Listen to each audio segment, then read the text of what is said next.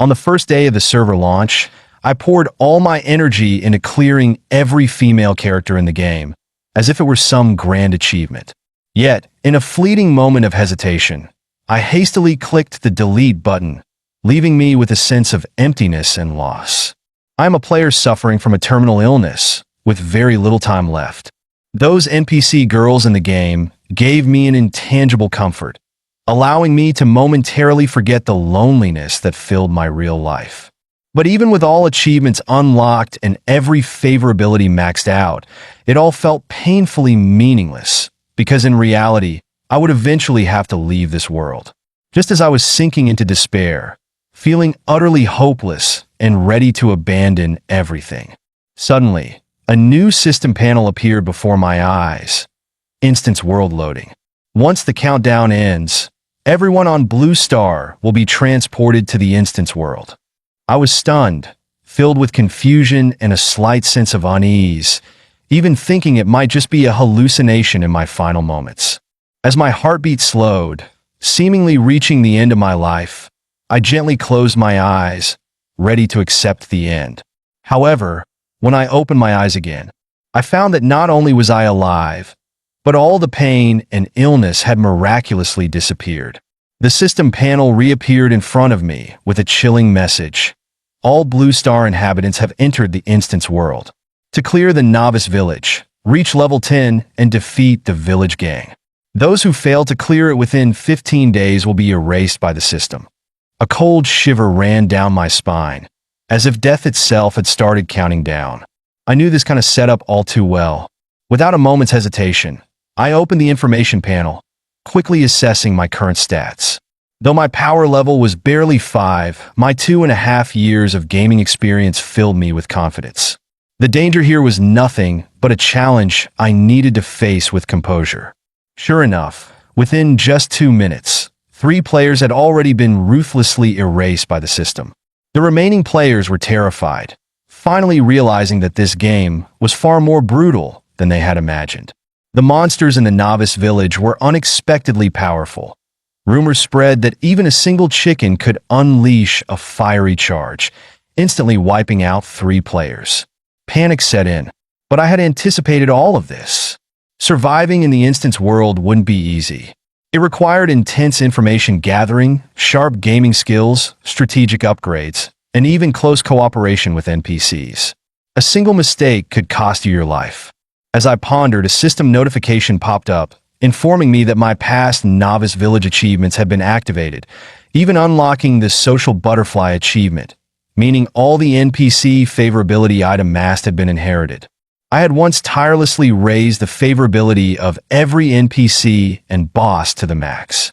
These relationships would now serve as a powerful aid in my survival. These NPCs were far stronger than players at this stage. Re-establishing contact with them would give me a significant edge. At that moment, my eyes landed on a special item. This item belonged to an NPC I had once pursued, the Adventurer Guild's NPC, Sasha. Though she was just a minor character in the novice village, she controlled essential resources for adventurer's gear, precisely what I needed now. So, unable to hold back my anticipation, I hurried off to find her. Meanwhile, a few other players were trying to ask Sasha for starter packs. Sasha coldly turned them down, a slight smirk on her face as she huffed. If you don't have money, don't even think about buying anything. Refuse to leave, and I'll call the guards. These players could only leave in disappointment, muttering complaints about how even NPCs looked down on the poor. Sasha scoffed quietly to herself, grumbling about their unreasonable demands.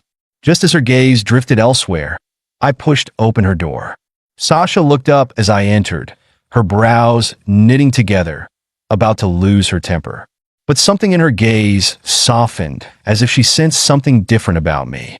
Sasha froze upon seeing my face, as if she couldn't believe I was really standing in front of her. Her cheeks instantly flushed red, and tears glistened in her eyes, shimmering with a mix of excitement and relief. Suddenly, she threw herself into my arms, holding me tightly. "My dear, you're finally back. I've waited so long for you." System notification. The owner of the girl's heart has been found. Destined reunion triggered. Sasha is the only character in the novice village that can be pursued.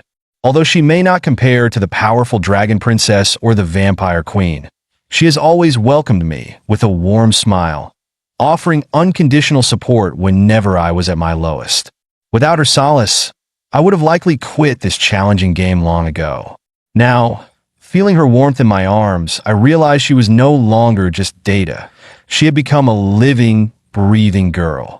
With genuine concern in her eyes, Sasha softly asked why it took me so long to return and whether I had been hurt outside.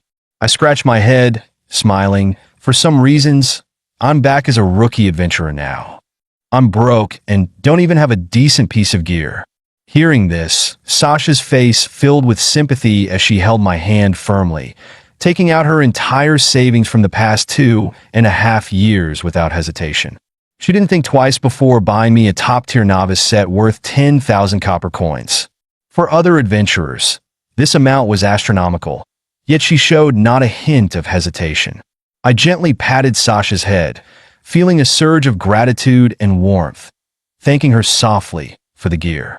Her gift filled me with confidence, ready to head out and level up with renewed courage. Just as I was about to leave, I remembered that I still owed her a response to her feelings. Seeing me holding the gear she had gifted, her cheeks flushed even deeper. She lowered her head, whispering shyly, "My dear, promise to stay with Sasha tonight, okay?" I smiled, understanding her intention, and affectionately promised to let her wait for me at home. Soon, I arrived at the outskirts of the novice forest where monsters range from level 1 to 3, making it the ideal place to train. I needed to level up quickly, otherwise I'd fall behind. I hadn't walked far before spotting the scorched remains of corpses strewn across the ground, with the air heavy with a burnt odor. It seemed the infamous fiery chicken was nearby, exuding an intimidating aura. Suddenly, a fireball shot towards me. I dodged swiftly, narrowly avoiding the attack, cold sweat trickling down my forehead. Facing a monster I'd encountered countless times in the game, seeing it in real life still left me momentarily stunned. The fiery chicken flapped its wings, charging at me with fierce speed. Though it was only level 1, its power level was a formidable 2.5, clearly stronger than I was. I gripped my sword tightly and swung it hard, only managing to shave off 20 points of its health. My movements, however, felt somewhat stiff and awkward. After all, it was my first real physical activity in 2.5 years since my illness, and I found myself a bit rusty. Fortunately, my agility stat is a solid 20, giving me a clear advantage over the fiery chicken. Dealing with a low-level monster like this is a breeze. My speed and reflexes are more than enough. As I watched the fiery chicken's health drop, it was nearly depleted. I taunted it on purpose, saying, "What's the matter, didn't eat today? All you know is singing, dancing, and playing basketball. Is fighting too much for you?" Enraged, the fiery chicken's flames burst forth as it roared, activating its signature move, Flame Mountain Charge, attempting to trap me with its auto-lock skill. However, I didn't back down. Instead, I charged forward with my sword, letting its fiery attack crash against me without fear. In the fiery chicken's eyes, there was a look of shock, as if it couldn't comprehend my confidence and resilience. Smiling, I said casually, "Can't break through my defense, can you?" With that, I swung my sword down, delivering the final blow and completely defeating it. System notification. Achievement. You're so muscular unlocked with a stat boost. Seeing the notification, I couldn't help but feel a wave of satisfaction.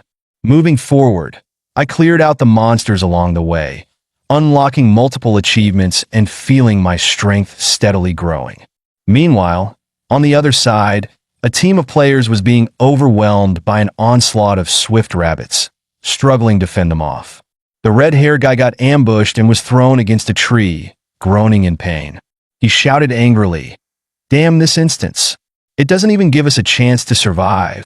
At that moment, the swift rabbit's flash strike skill had just cooled down, and it was preparing for another attack. The swift rabbit was stealthily approaching, ready to ambush their teammate, Xiaofang. The red-haired guy noticed and quickly shouted, "Watch your back." As soon as he spoke, my arrow shot out, piercing the swift rabbit's head in a single, precise strike. The team members looked at me in astonishment, clearly not expecting this kind of support. The blue-haired guy glared at me, pointing accusingly. With gear that good, why didn't you share how to get it in the chat group? The blue-haired guy continued angrily. How many people have died because of your selfishness? I fixed him with a cold stare, retorting, is this how you treat someone who just saved your life? Still defiant, he looked at me with an indignant expression. The red-haired guy couldn't stand it any longer and walked up, landing a punch that knocked him to the ground. Get lost. Our team doesn't need ungrateful jerks like you. The blue-haired guy had no choice but to slink away, looking utterly defeated. Turning back to me, the red-haired guy introduced himself with a smile. My name's Yang Tao. The pink-haired girl, Xiao Feng, also stepped forward to thank me, saying she'd be happy to repay the favor for saving her. Impressed by my skills, Yang Tao sincerely invited me to join their team. But I politely declined with a smile, explaining that I was more used to going solo. Moving forward, I cleared out monsters along the way until I arrived at a waterfall. This was the entrance to the only hidden instance, the Blackwater Serpent's Nest. It was a one-time only dungeon. Succeed or fail, it would vanish forever after being challenged. It seemed that I was the first player to arrive here, and a mix of pride and excitement filled me. To boost my attack power, I immediately allocated all my stat points to strength. After all, high attack is crucial in the early stages. 94. Upon entering, a pitch-black cave came into view, exuding a chilling, eerie aura that sent shivers down my spine. Suddenly, a massive snake tail lashed out at incredible speed. Caught off guard, I quickly raised my sword to block the attack. Looking up, I saw a level 4 iron-tailed Blackwater Serpent appear before me, boasting an impressive power level of 8. Its entire body was covered in iron-like scales, immune to regular weapons. Truly worthy of an elite monster, its strength far surpassed other creatures of the same level. Fortunately, I was well aware of the Blackwater Serpent's weakness. Its vital spot was on its head, which worked to my advantage. If anyone came within a 3-meter radius of it, it would instantly trigger its Venom Spray skill, a wide-range, lethal attack that made it difficult to get close. However, this was also its greatest weakness. Once it exhausted its venom, it would enter a brief period of vulnerability. I relied on my agile movements, continuously dodging its venomous attacks, patiently waiting for the moment when it would run out of venom. Finally, in a 0.8-second opening, I made my move. With one swift strike, I pierced its head, successfully killing it in a single blow, a clean, flawless finish. As the Blackwater Serpent fell, my level instantly increased to 3, and I unlocked the Elite Slayer achievement, becoming the first player to slay the Blackwater Serpent. The system immediately issued a world announcement, broadcasting my achievement to all players. Even better, the Blackwater Serpent's body dropped a treasure chest. Eagerly, I opened the chest and obtained a piece of black iron gear, the Black Spirit Bracer. This bracer was a perfect fit for me, significantly boosting my combat power. My next target lay deeper within the cave, a hidden skill book, a priceless treasure no other player would have anticipated. After finding the skill book, I learned the basics of swordsmanship, feeling a strong sense of accomplishment. With this skill, using sword-type weapons now grants me a 10% increase in attack speed. Though it may seem modest, this 10% boost provides a significant advantage in real combat scenarios. As the sky began to darken, it was time to head back and spend time with Sasha. Otherwise, she might start worrying about me being out for too long. Meanwhile, Sasha had just finished gathering a basket full of herbs, enough to brew 10 small healing potions, hoping to provide additional safety measures. Just as she was about to head home, she suddenly heard the voices of several men behind her. Turning around, she saw it was the same group of men she had chased off earlier in the day. With hostile looks on their faces, they were clearly harboring resentment, planning to rob Sasha of her belongings, with even worse intentions in mind. Sasha was terrified, her face turning pale as she started trembling uncontrollably. Instinctively, she pulled out a dagger, trying to appear calm as she warned them, If you dare lay a hand on me, aren't you afraid of the guards punishing you?" The men paid no attention to Sasha's warning, instead looking even more excited, sneering with malicious intent. One of them whispered, "As long as we leave no witnesses, who's going to know it was us?" Just as they were about to make a move, I arrived in time, pulling Sasha into my arms and swiftly dodging behind them, putting her safely out of harm's way. Sasha saw me, and a flash of joy appeared in her eyes, clearly relieved by my arrival. I gently instructed her, "Stay right here and let me handle the rest."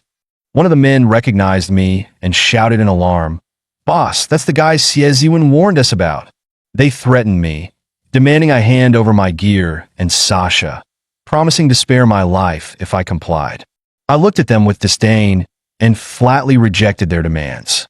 One of the men rushed at me with a knife, charging furiously. With a single swift draw of my sword, I disarmed him, sending his weapon flying. It was clear that my swordsmanship had significantly improved. I could easily manage both offense and defense. The others, enraged, rushed forward, attempting to overwhelm me with their blades, but I sneered and took them down one by one. Before they even realized what had happened, their leader had already fallen to a single strike from my sword. The remaining lackeys, terrified by the sight, began to tremble. They immediately dropped to their knees, begging for mercy and swearing to turn over a new leaf. Seeing their sincere pleas, I gave a slight smile, then sent them to meet their maker. Sasha threw herself into my arms, asking anxiously if I was hurt. She explained that she'd been out so late gathering herbs to make healing potions for me. Seeing her tearful expression, I held her close, gently reassuring her. In this world, people's hearts can sometimes be more dangerous than wild beasts. I softly told her, "Why don't you stay by my side? I'll protect you." Sasha smiled joyfully and replied, "My dear, from now on, my home is your home." Back home, the sound of running water from the bathroom made my heart skip a beat, a mix of nervousness and anticipation. Sasha, too, looked both shy and expectant, as if she was awaiting something special. Her dream had always been for me to stay by her side, and now it had finally come true. Moments later, Sasha emerged from the bathroom, her cheeks flushed red with a shy smile. In a soft voice, she said, "My dear, it's getting late. Let's rest early." I naturally understood her intentions and nodded gently. From this moment on, I was no longer the frail patient I once was. I was determined to grow stronger in this world, together with the girl I loved, striving forward without leaving any regrets. That night was beautiful and filled with warmth. The next morning, Sasha was soundly asleep in my arms, looking peaceful and content. I took the opportunity to check on the progress of the other players. Just as I expected, their conditions were harsh. They were sleeping in drafty little huts with no blankets. Compared to my comfortable bed and Sasha's gentle embrace, the difference was like night and day. Meanwhile, the system updated the novice village's level ranking. As expected, I was ranked first at level 3, while the others had just reached level 2. Seeing this, a feeling of unease crept into my heart. If most players couldn't reach level 10 within 15 days, they'd be wiped out by the system. While I was pondering this, the system awarded me the daily reward for holding first place. It was a silver chest fragment. Collecting 3 would grant a full chest, an excellent reward. I then checked the level up rewards. The first player in this district to reach level 10 would receive a golden chest and a crafting token. Such a reward was truly tempting. If I could secure this chest, it would be an ideal start, giving me a substantial advantage. However, with 10,000 novice villages in the first district, it meant 10 million players were competing for this single spot. Time was short, and I needed to level up fast. I equipped myself and prepared to head out. Sasha, wrapped in a thin layer of clothing, came over and handed me a healing potion, urging me to return safely. Seeing the concern on her face, I gently stroked her chin and reassured her, "Don't worry, I'll be back tonight to see you in that maid outfit." Soon, I arrived at the outskirts of the novice forest. On the hilltop, a group of girls was waiting, apparently planning to ambush lone adventurers. Suddenly, a girl with a high ponytail pointed at me in surprise. "Look, a lone handsome guy has arrived." A girl named Ziching saw this and exclaimed, "Is he crazy? Going into the level 2 monster zone alone?" She watched as a level 2 Frostfang hound lunged at me, her heart filled with concern. Without hesitation, Ziching leapt down from the hill, attempting to come to my rescue. However, in the next instant, she witnessed me take down the Frostfang hound in a single clean strike. Stunned, Ziching stood frozen, too shocked to speak. I turned around to see them and smiled. "Did you come here to rescue me? With that level of strength, rushing in to save others will only get you into trouble." My tone was lighthearted, but the intention was to remind them not to take unnecessary risks. Ziching patted her chest with a righteous expression, saying that they were sheriffs from H City, and protecting people was their duty. Suddenly, she recognized me as Yi Tianming, the top-ranked player. A look of surprise crossed her face, and she sincerely invited me to join their team. However, I responded coolly, "With your current strength, you'd only slow me down." Ziching looked a bit disappointed, her head slightly lowered. However, I offered her a chance, saying that if she could reach level 5 within 2 days, I'd consider joining their team. With that, I handed her a monster guide, detailing key strategies for leveling up and monster weaknesses. I urged her to share this guide widely, as it was my only request. Although I'm no saint, as a fellow human, I couldn't just stand by, and this might improve our odds in the final instance. As I was leaving, Ziching's cheeks flushed slightly, and the high ponytail girl teased her. "Hey, are you crushing on him?" Ziching shyly denied it, though her blush deepened, leaving her a bit flustered. Meanwhile, I ventured into the forested area, surrounded by a hidden, dangerous atmosphere. After taking down a few smaller monsters, I unlocked the Forest Slayer and Novice Leader achievements, further boosting my strength. Soon, I came across a blood-cursed tree, feeling a sense of anticipation for more potential gains. I knew that solely grinding monsters wouldn't be enough to stand out in this competition of millions. I needed a more efficient approach. To gain more experience, I decided to take a risk and enter the hidden instance, Elven Realm, and perhaps reconnect with some of my old friends. Meanwhile, the Wolf Mercenary Group was holding an important meeting and the atmosphere was tense. The leader, Wang Batian, was surprised to hear about my strength and had developed a keen interest in me. Xie Ziwen's other intel had proven valuable. Currently, only 5 people in Novice Village number 0 had reached level 2. Not even a tenth of their group's advancement. Wang Batian immediately decided to use a challenge order, forcefully initiating a showdown in Novice Village number 0, aiming to eliminate potential threats during the novice phase. He boldly declared, "The beliefs of the old world have crumbled. The future world will belong to us." Meanwhile, Ziching was having lunch, her cheeks slightly flushed. Blushing, she praised my strength, seemingly still impressed by the display of power I had shown. She also urged her teammates to quickly distribute the guide I provided, aiming to help more players improve their skills. Suddenly, a village-wide announcement popped up, and the unexpected challenge order left everyone momentarily stunned and bewildered. The announcement detailed the rules for the Novice Village Showdown. Each monster defeated by team members would convert 1 experience point into 1 point.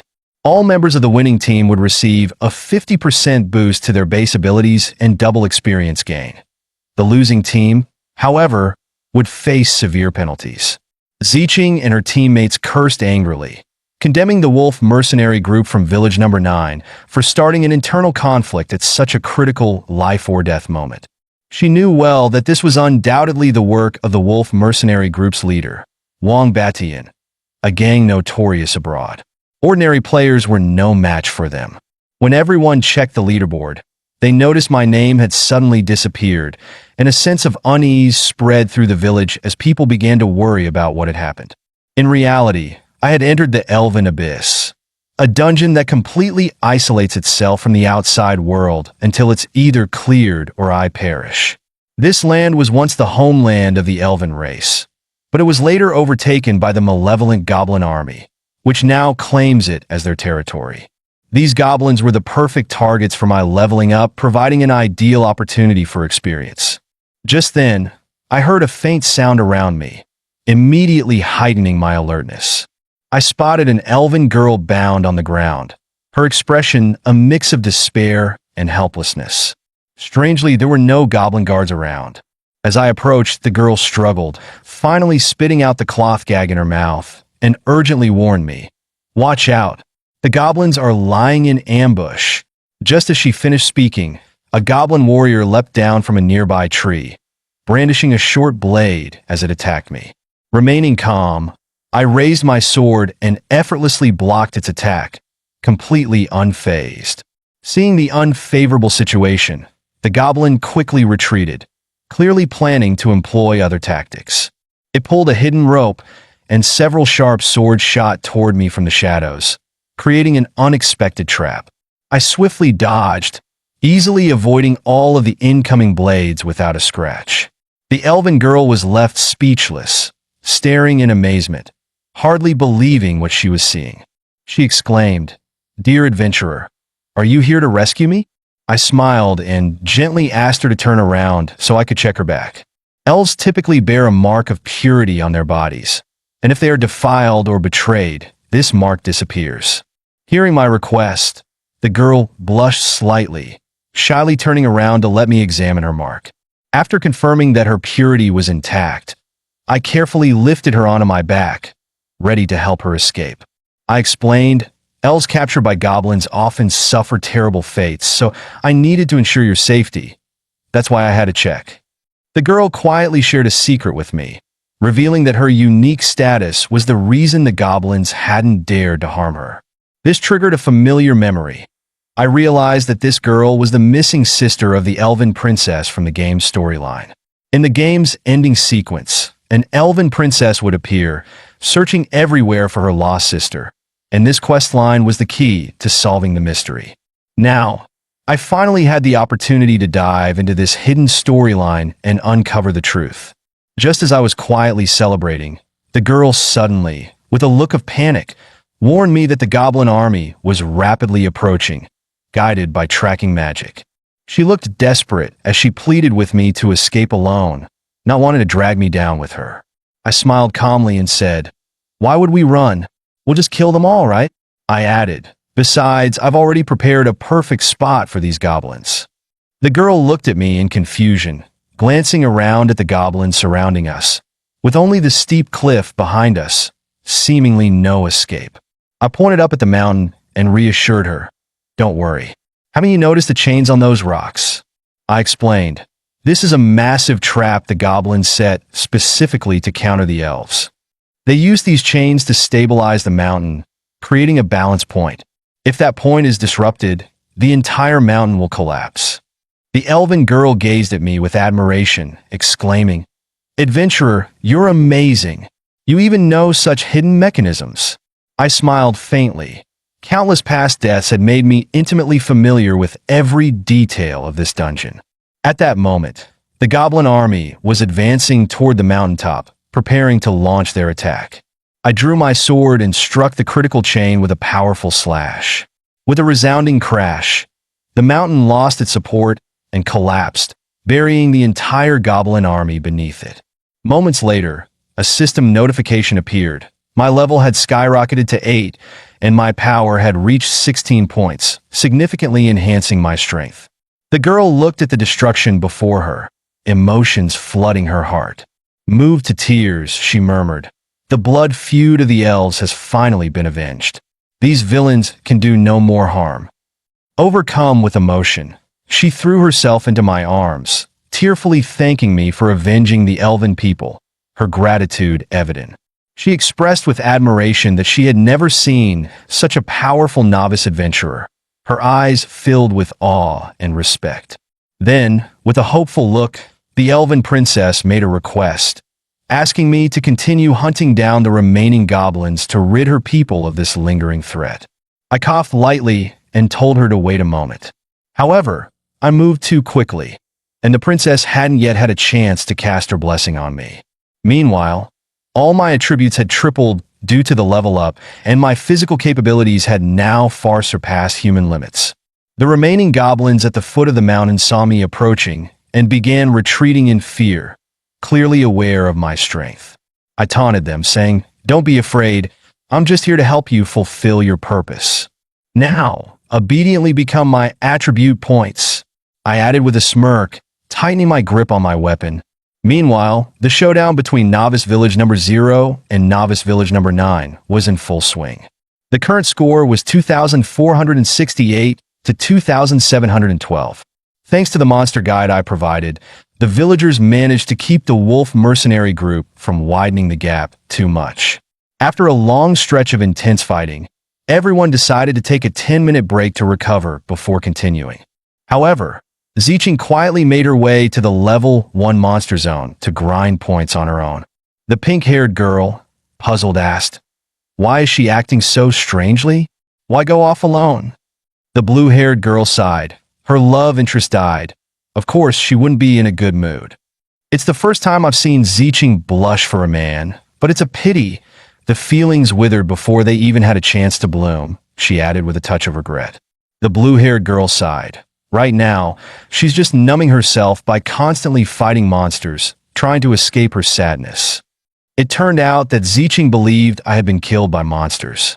Earlier, I had promised her that I'd come find her once she reached level 5. Though she didn't understand why just one meeting with me affected her so deeply, she found herself longing to go on adventures together. Just then, my name flashed back onto the leaderboard, catching everyone's attention. Zicheng's mouth dropped open in surprise, completely unsure of what was happening. Meanwhile, in the secret realm, a crack suddenly appeared in the sky, emitting a faint light. As I finished clearing out the goblins at the foot of the mountain, Princess Frelin ran up, anxiously asking about the situation. I informed her, "Someone from the main world has entered this realm." Hearing this, Frelin's eyes lit up with joy, thinking that her sister had finally come to find her. She formally introduced herself, revealing that she was the second princess of the elven race, named Frelin. Frelin went on to explain that her sister, Frelia, was the light elf just below the queen in power and the goblins' primary threat. The goblins kidnapped Frelin to use her as leverage against Frelia. She expressed her gratitude, saying, "Thanks to your help, the Lord family will never forget our benefactor.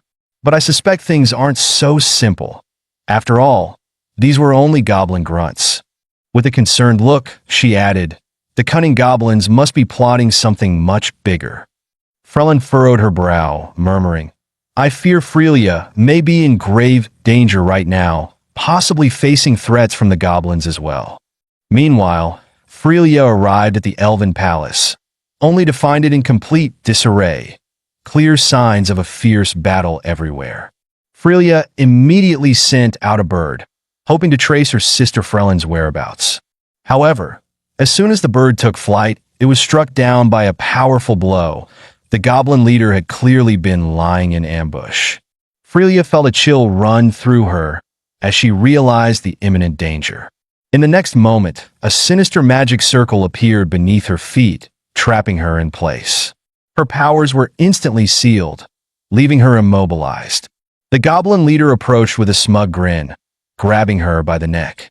He laughed maniacally, saying, "Once the princess is gone, the sanctuary's barrier will collapse, and the entire elven race will be at my mercy." Suddenly, a sharp sword light shot through the air, striking the goblin leader's hand, allowing Frelia to break free. I rushed forward, quickly scooping her up, preparing to retreat. Enraged, the goblin leader swung his spiked club furiously, pursuing us. At that moment, Frelin burst onto the scene, casting a fairy barrier to block his attack. Although Frelin's barrier couldn't hold for long, it provided us with precious time to make our escape. The goblin leader roared in fury, brandishing his spiked club, and shouted, "Who dares to save the princess from my grasp, you insolent adventurer?" I knew well that facing an 18th level goblin leader, whose health was ridiculously high, a head-on fight was almost a guaranteed loss. Recalling my many deaths at this stage in the game, I already had a strategy in mind to counter him. At this moment, I was holding the severely injured Frelia. Her awakening filled Frelin with excitement and gratitude as she thanked me for rescuing her sister. Frelia looked at me, her cheeks slightly flushed, as if she had developed an inexplicable sense of trust in me. She formally expressed her gratitude and asked curiously, "Have we met somewhere before?" Clearly, she didn't remember me, as our story actually took place after this dungeon. In a past life, after failing to find her sister, Frelia had resolutely given up her royal status to become an elven ranger, eventually becoming one of the rarest legendary NPCs in the game. Thinking of this, I smiled and requested, "I heard you possess a divine bow that can counter goblins. Could I possibly borrow it?" Frelia hesitated briefly, then produced her exclusive weapon, the Lunar Glory, a legendary bow imbued with the power of the Light Elves. She voiced her concern that I might lack the required level to wield it effectively. Frelin also knew the Divine Bow's power, requiring at least level 40 to use, unless one was bound by a contract with Frelia. The current situation was dire. Frelia was cursed and unable to move. With our current strength, we stood no chance against the goblin leader. Our only option was for her to form a spirit contract with me. However, Frelin expressed concern, reminding us that the elven contract was no small matter. She explained that it required deep trust and affection, and if it failed, not only would the contract be void, but it would also cause the mark of purity to disappear. She urged her sister not to attempt it lightly. Nonetheless, Frelia, blushing slightly, declared her willingness to give it a try, her face showing determination. In front of Frelin, I and Frelia shared a deep, heartfelt kiss, initiating the contract ritual. Suddenly, a radiant green light shone around us, signifying the successful completion of the elven contract. Frelin watched with a look of sorrow, as if her heart had broken. She muttered a complaint that her sister was too cunning, falling in love with me at first sight, while she herself hadn't even confessed her own feelings. Just then, the goblin leader Toto seized the moment to launch a surprise attack, shattering the barrier around us. Toto sneered triumphantly, proclaiming that we were doomed, with no chance of escape. But I smirked and replied, "Oh really? Now I can wield the level 40 exclusive weapon, Lunar Glory, with the added power of the Elven Blessing." Totos took a half step back in shock, clearly realizing that the situation had turned against him. However, Toto sneered and taunted, "You're just a low-level adventurer. How could you possibly handle that bow?" Mocking me, he continued, "Since you're so eager to die, I'll grant your wish." I calmly drew the bowstring to its fullest, my body enveloped in the essence of the elves as the light gathered on Lunar Glory, infusing me with newfound power. Totos felt a wave of unease, his body involuntarily trembling as he sensed the imminent danger. He attempted to flee, only to realize in horror that all of his goblin subordinates had already been annihilated, leaving him completely isolated. His face turned ashen, filled with terror. I released the arrow, which flew through the air with a sharp whistle, aimed directly at him. Totos was struck down on the spot, killed instantly by the arrow's impact. A system notification sounded.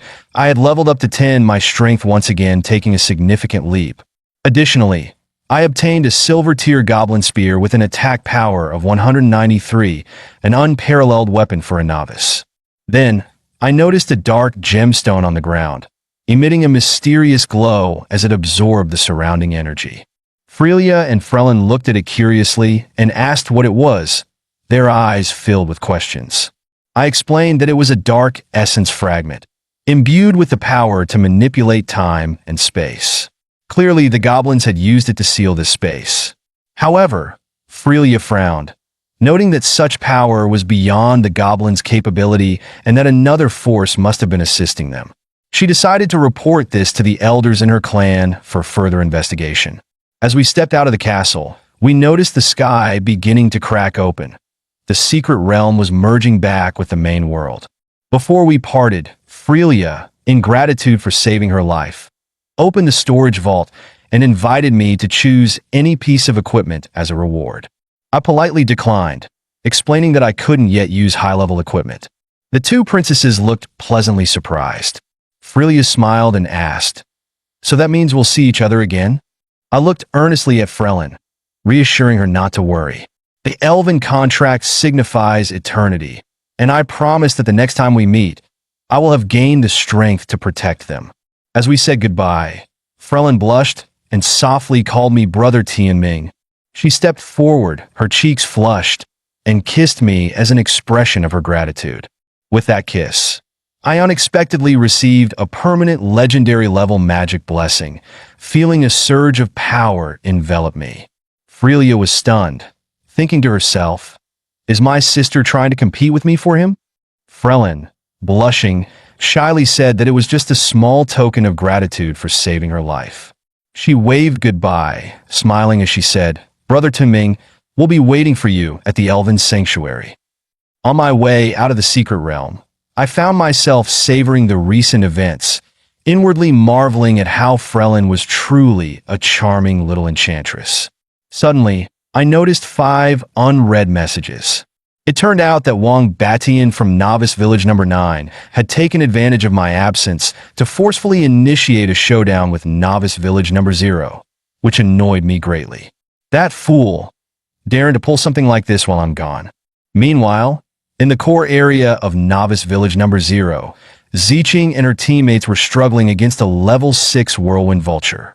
One by one, her teammates fell, and the white-haired member couldn't help but remark, "Was it really wise to force a fight with a level 6 monster?" Gritting his teeth, Yang Tao felt reluctant to let Novice Village number 9 widen the gap, which led him to take a risk. But he hadn't expected it to turn out so badly. The white-haired teammate urged him to stop, warning that if they lost the showdown, their points would be halved, making it nearly impossible to recover. Yang Tao, frustrated, punched the tree behind him and sighed, "If only Yi Tianming were here." He stood up with resolve, determined to hold off the whirlwind vulture for Mu Ziqing, shouting, "Go! Get out of here!" However, Mu Ziqing steadfastly drew her sword and struck the vulture, unwilling to flee alone. She held on to a single belief. Maybe no one else believed it, but she was certain that I was still alive. She silently vowed that until I returned, she would risk everything, even her life, to earn as many points as possible for me. Just as the whirlwind vulture unleashed its whirlwind skill, Mu Ziqing realized there was nowhere left to escape and felt a pang of despair. She closed her eyes helplessly, thinking, "So in the end, I still couldn't wait for you?" Yet in the next moment, as the dust cleared, I was already standing beside her, holding her close. Smiling confidently, I said, "You've done well. Leave the rest to me." Mu Ziqing was both surprised and delighted, her face flushed with a shy blush. Yang Tao dropped to his knees in disbelief, shouting, "Yi Tianming, you're really alive." The whirlwind vulture, seeing me, broke out in a cold sweat, quickly turning around and flapping its wings in an attempt to flee. I noticed that, despite being a low-level monster, it had an acute sense for danger and clearly realized its predicament. Retrieving a spear from my inventory, I hurled it with full force toward the vulture. With a piercing scream, the whirlwind vulture was struck, taking a critical hit of 1,156 points and dying instantly. This victory earned Novice Village number 0 an additional 30 points, bringing the total score to 4,175 points. Yang Tao and the others, witnessing the 1,000-plus damage, could hardly believe their eyes, marveling that such a feat could happen in a novice village. Upon discovering that I had reached level 10, they finally understood that the gap between us was now insurmountable. Mu Ziqing lowered her head apologetically, saying softly, "It's my fault. Even though you gave me the guide, I still couldn't defeat the other side and let you down." Mu Ziqing declared firmly, "You're the strongest. From now on, I'll stay by your side. Even if it costs me my life, I'll protect you." I chuckled, reassuring everyone, "Don't give up so easily. You've all performed excellently, and the game isn't over yet, right?" The group, surprised, asked, "Boss, we're still over 700 points behind. Do you really have a way to turn this around?" I smiled slightly. "Haven't you realized what my level 10 signifies? My level up came from the Elven Secret Realm, where I accumulated a substantial amount of points. Meanwhile, in Novice Village number 9, Wang Batian was leading his team in an attack on a level 5 Frost Bear, just one hit away from securing 5,000 points and certain victory. Wang Batian laughed smugly, saying, "That short-lived Vituming is long gone. Even the gods are on our side." He raised his weapon, ready to land the final blow, marking the so-called glory road of the Wolf mercenary group. But to his shock, the strike dealt 0 damage, rendering it completely ineffective. Immediately, a notification popped up in the game world. Novice Village number 0 now held 35,418 points, claiming victory in the showdown. The penalty for the losers took effect, having the base abilities of everyone in Novice Village number 9 and reducing their experience gain by 50%. This outcome left the members of Village number 9 devastated, unable to accept the crushing defeat. They checked the leaderboard and were shocked to find that I alone had contributed over 30,000 points. Outraged, they cursed, "That guy must be cheating." One person scoring as much as 10 entire novice villages.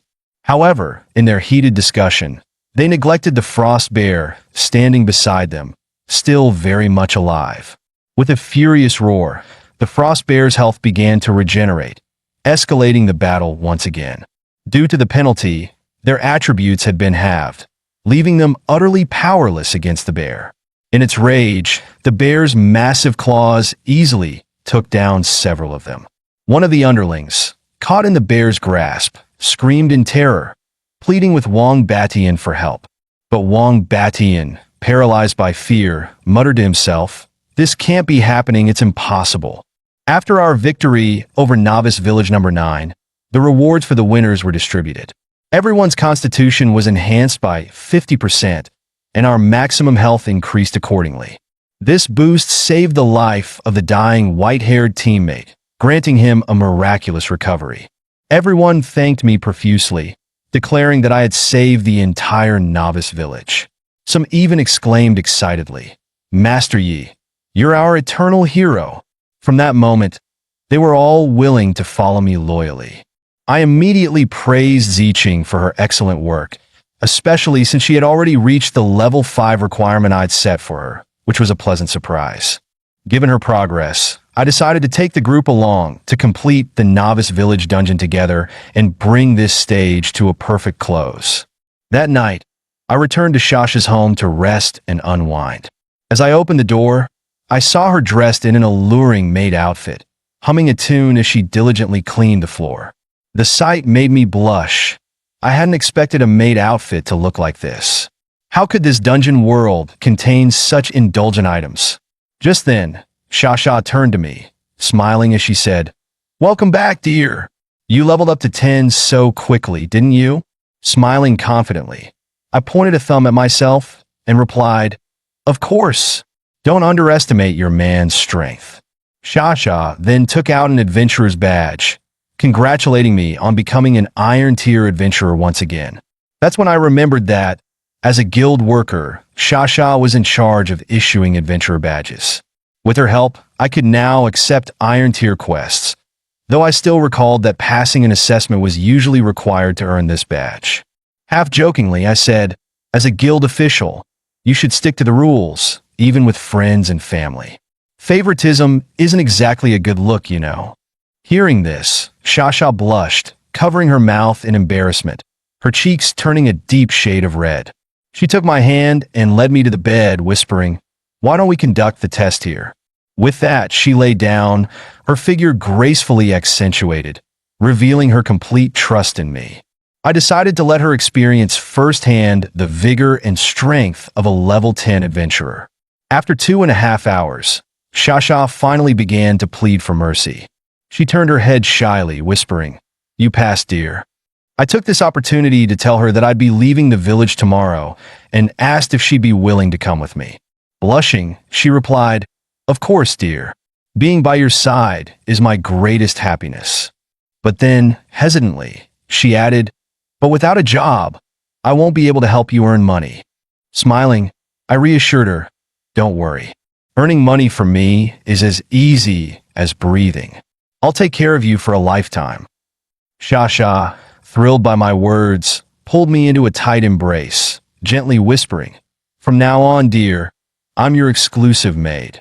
The next morning, a large crowd of players had already gathered, eagerly waiting. Seeing me arrive, they excitedly gathered around. "We finally get to see Master Yi today. Such a strong presence. He's truly the number one in our novice village." A nearby fangirl exclaimed, "So cool." Mu Ziqing approached and informed me that he and Yang Tao had followed my instructions and assembled all players above level 2 for the dungeon. Just then, Yang Tao angrily shouted at a man, "Get lost." The man immediately dropped to his knees, apologizing repeatedly. "I'm sorry, Brother Yang. Please just give me one more chance." As Yang Tao was about to teach him a lesson, I held him back and told him to wait. The man glanced at me with hatred, thinking, "Damn you teaming, it's all your fault I got kicked out of the team," and the wolf mercenary group was nearly wiped out. "Today, if I can sneak into this dungeon, I'll settle our scores, old and new, the moment you're wounded." Recognizing him as a member of the mercenary group, I smirked and said, "You've tried to ambush me multiple times. I never expected you'd bring yourself right to my doorstep today." As soon as I finished speaking, Mu Ziqing and Yang Tao's eyes widened in shock.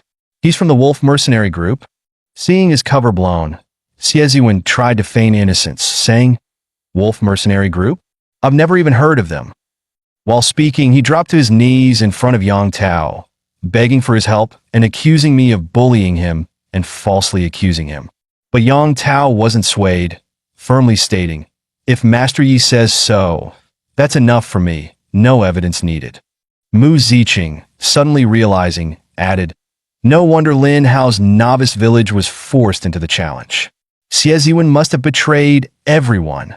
Growing impatient, I drew my sword, ready to end his life. Seeing this, Xieziwen abandoned all pretense and admitted loudly that he was indeed a member of the wolf mercenary group, defiantly shouting, "You dare kill me? Our leader will never let you off." I responded with a cold laugh. Why do corpses like to talk so much? Then, with one swift strike, I sent him on his way. This display earned me even more respect from the surrounding players, who praised, "Master Yi is ruthless to his enemies." Yang Tao also agreed, saying, "That was well done. There's no need for guilt with someone like him. It's a public service." When we reached the deepest part of the novice forest, night had already fallen, and the path was blocked by two soldiers who stated that the village chief had ordered the road closed. I presented my adventurer's badge, explaining that I was entrusted by the Adventurers Guild to lead this investigation and requested them to grant us passage. Upon seeing an actual adventurer's badge, the two soldiers paused in surprise, momentarily taken aback. Then, excitedly, they shook my hand, exclaiming, "Honorable Iron Tier Adventurer, you're finally here to save us. This is the only road connecting the village to the outside, but recently it's been engulfed in thick fog, and dozens of merchant caravans have mysteriously disappeared here." One of the guards added, "What's even scarier is the strange noises we hear every night. It's no longer safe to stand guard here, and we're the last remaining soldiers holding this post." A system prompt sounded. "You have entered the Echoing Pathway Novice Village. The final dungeon Requiem has been unlocked." The system continued. "Due to more than 50 participants in this dungeon, the difficulty has been upgraded to Hell difficulty." As soon as they entered the dungeon, the group felt a cold shiver run down their spines. The thick mist around them gave off a creepy, ominous vibe. One person, visibly trembling, whispered, "Is this really the path to the outside world? It feels more like a path to a monster's lair." Suddenly, a faint sound of bells echoed from a distance, startling everyone. They widened their eyes, mouths agape in shock. I immediately whispered, "Hide! No one leaves unless I give the order." At that moment, a group of people appeared in the distance, and the sound of the bells was coming from them. The leader, riding a horse, noticed something strange and looked at us with surprise. He rode closer to me with an excited expression and said, "Finally, people, adventurers, we are the guards of a merchant caravan. For some unknown reason, we've been unable to find the way into the village and have been wandering in this area for months. We're running out of supplies. Adventurer, do you know how to get to the village? I smiled and replied, Of course. Come over here. I'll show you. The leader dismounted happily, saying, Thank goodness. He quickly jogged over and praised, You must be the kindest adventurer I've ever met. But before he could finish his sentence, I swiftly drew my sword and pierced his chest. I coldly said, What I meant was the path to your eternal rest. The others were stunned, gasping, Damn, bossy killed someone again. Someone noticed the body was emitting a ghostly blue glow. Look, the body's strange. Just then, the caravan's members revealed their true forms. They were undead. The undead captain pointed at me and sneered. A mere newbie adventurer, no matter how strong, cannot possibly stand up against Lord Roland's undead army. He immediately cast a spell, summoning a horde of skeletal undead. The group was filled with concern. Boss Yi is in danger. We need to help him. However, when they tried to rush forward, Yang Tao stopped them. Boss Yi told us to stay here. He has his own plans. If we go, we'll only be a burden. Someone questioned. But can he really handle such a massive army of monsters? I gripped the thunder spear tightly and said arrogantly, As expected of the highest difficulty level. Both the monster levels and their numbers are twice as high as in the previous game. No sooner had I finished speaking than I charged into the undead army, mowing down countless undead in an instant with the thunder spear. I sneered and said coldly, What can you do other than feed me more experience? Watching me fight so fiercely, everyone's faces were filled with admiration. Boss Yi is amazing. One of the girls even more bluntly said, I love you. Boss Yi, I want to have your baby. A team member exclaimed, Yang, it seems you were right. We would only be a burden if we went down. I've never felt the overwhelming gap between Boss Yi and us so clearly. It's not just about the level difference. I believe that even if the entire village attacked, they wouldn't be able to match Boss Yi. Just then, the system notification sounded. Ding! Your experience is full, and you can no longer level up. Overflow experience will be temporarily stored. Please change your class soon to unlock further levels. The undead captain stared at me in disbelief. Impossible! How could the mighty undead army be defeated by a mere rookie? It immediately prepared to retreat, but not without threatening. Don't get too smug. Lord Roland won't let you off the hook. Let's see who's laughing in the end. Before it finished speaking, the horse it was riding on threw it off. The undead captain's eyes turned bloodshot, cursing angrily. Damn beast! How dare you treat my master like this?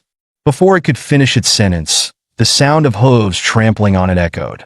I watched this dramatic scene unfold, thinking to myself that undead beasts, unlike humans, retain some of their past grudges. It seemed this warhorse hated its killer so much that it had completely broken free from the control of its master. The undead warhorse approached me, and I stroked its neck, asking, You want to take me to the mastermind to get your revenge? But if I fail, you won't have a good end either. The warhorse knelt down, allowing me to mount it. I didn't hesitate, saying boldly, Since that's the case, let's set off. As I rode away on the undead warhorse, the others began to discuss. Is Boss Yi leaving alone? We should head back. We can't deal with these monsters right now. We'll come back when we hit level 10 to grind and level up. Just then, Yang Tao received a message asking him for help. Escort Xia Xia Sha to the undead castle. Meanwhile, I had already arrived at a castle on the undead warhorse. The ground was littered with corpses, and the air smelled of decay. At that moment, the final boss of the dungeon appeared. It looked surprised to see me. Oh, someone has already passed my trial? That was faster than I expected. Roland looked at me and said, You have good potential. I am Necromancer Roland. Join us and become part of the Great Order of Necromancers. Then, the system prompt sounded. Necromancer offers you a class change invitation. Do you accept? I was enraged and responded coldly. You slaughtered so many innocent people, turning them into undead puppets, just for your so-called trial? Becoming my strength is their honor. Besides, These undead forces have shown you the true power of a necromancer. I sneered at that. Power? What a joke. Who doesn't know that your clan was nearly wiped out by the Church of Light, forced into hiding? Now, you've fallen so low that you resort to such despicable means to recruit new blood. To me, you people are no different than rats in a gutter. Upon hearing this, Necromancer Roland flew into a rage, his eyes flashing with blood-red fury. You dare blaspheme the great god of the undead? It seems we are not of the same path. It's a pity for such a good seed like you. With a mocking smile, he summoned a group of armored undead warriors to attack me. I immediately prepared myself for battle. With a loud crash, I was blasted away by the undead energy and slammed into the ground. Before I could regain my footing, Roland's magical hand had grabbed both of my wrists. He laughed smugly. Ha! In the face of such an absolute level gap, what use is even the greatest talent? Don't worry, I'll refine you into the perfect undead puppet. As soon as the words left his mouth, Roland waved his staff and activated the necromantic spell, the Coffin of Ritual. I smiled faintly and responded with disdain. Is that so? In my previous life, I had tried every possible means to harm this absurdly overpowered boss, but I couldn't even touch him. Eventually, I had no choice but to surrender. I was forced to enter his dungeon, suffering endless trials, and only escaped when I reached level 35. During that time, I missed many chances to access high-level dungeons due to being stuck at the level cap. At the time, I thought it was just a forced plotline, until in this life, after unlocking the Elf Sisters, I realized that the key to breaking the deadlock lay within the Elf secret domain. Now that I have the power to turn the tables, let's settle both new and old scores. I activated the Dark Core Fragment. System notification. You have infused all your magic into the Dark Core Fragment, which has activated 1%. The current magic can maintain the activation for 45 seconds. At this moment, Roland's face was filled with terror. Well, what is this place? What have you done? Where are my undead puppets? I answered calmly, don't rush. I've temporarily sealed the space between us. That means, aside from you and me, everything else here is void, including those undead puppets. Upon hearing this, Roland's eyes widened, his brows shot up, and cold sweat began to bead on his forehead. I seized the moment to strike. Let me test your strength now that you no longer have the protection of the undead. I struck once and killed Roland. The system notification followed. You have killed Necromancer Roland, gaining 150,000 experience. Your experience is full and cannot continue to increase.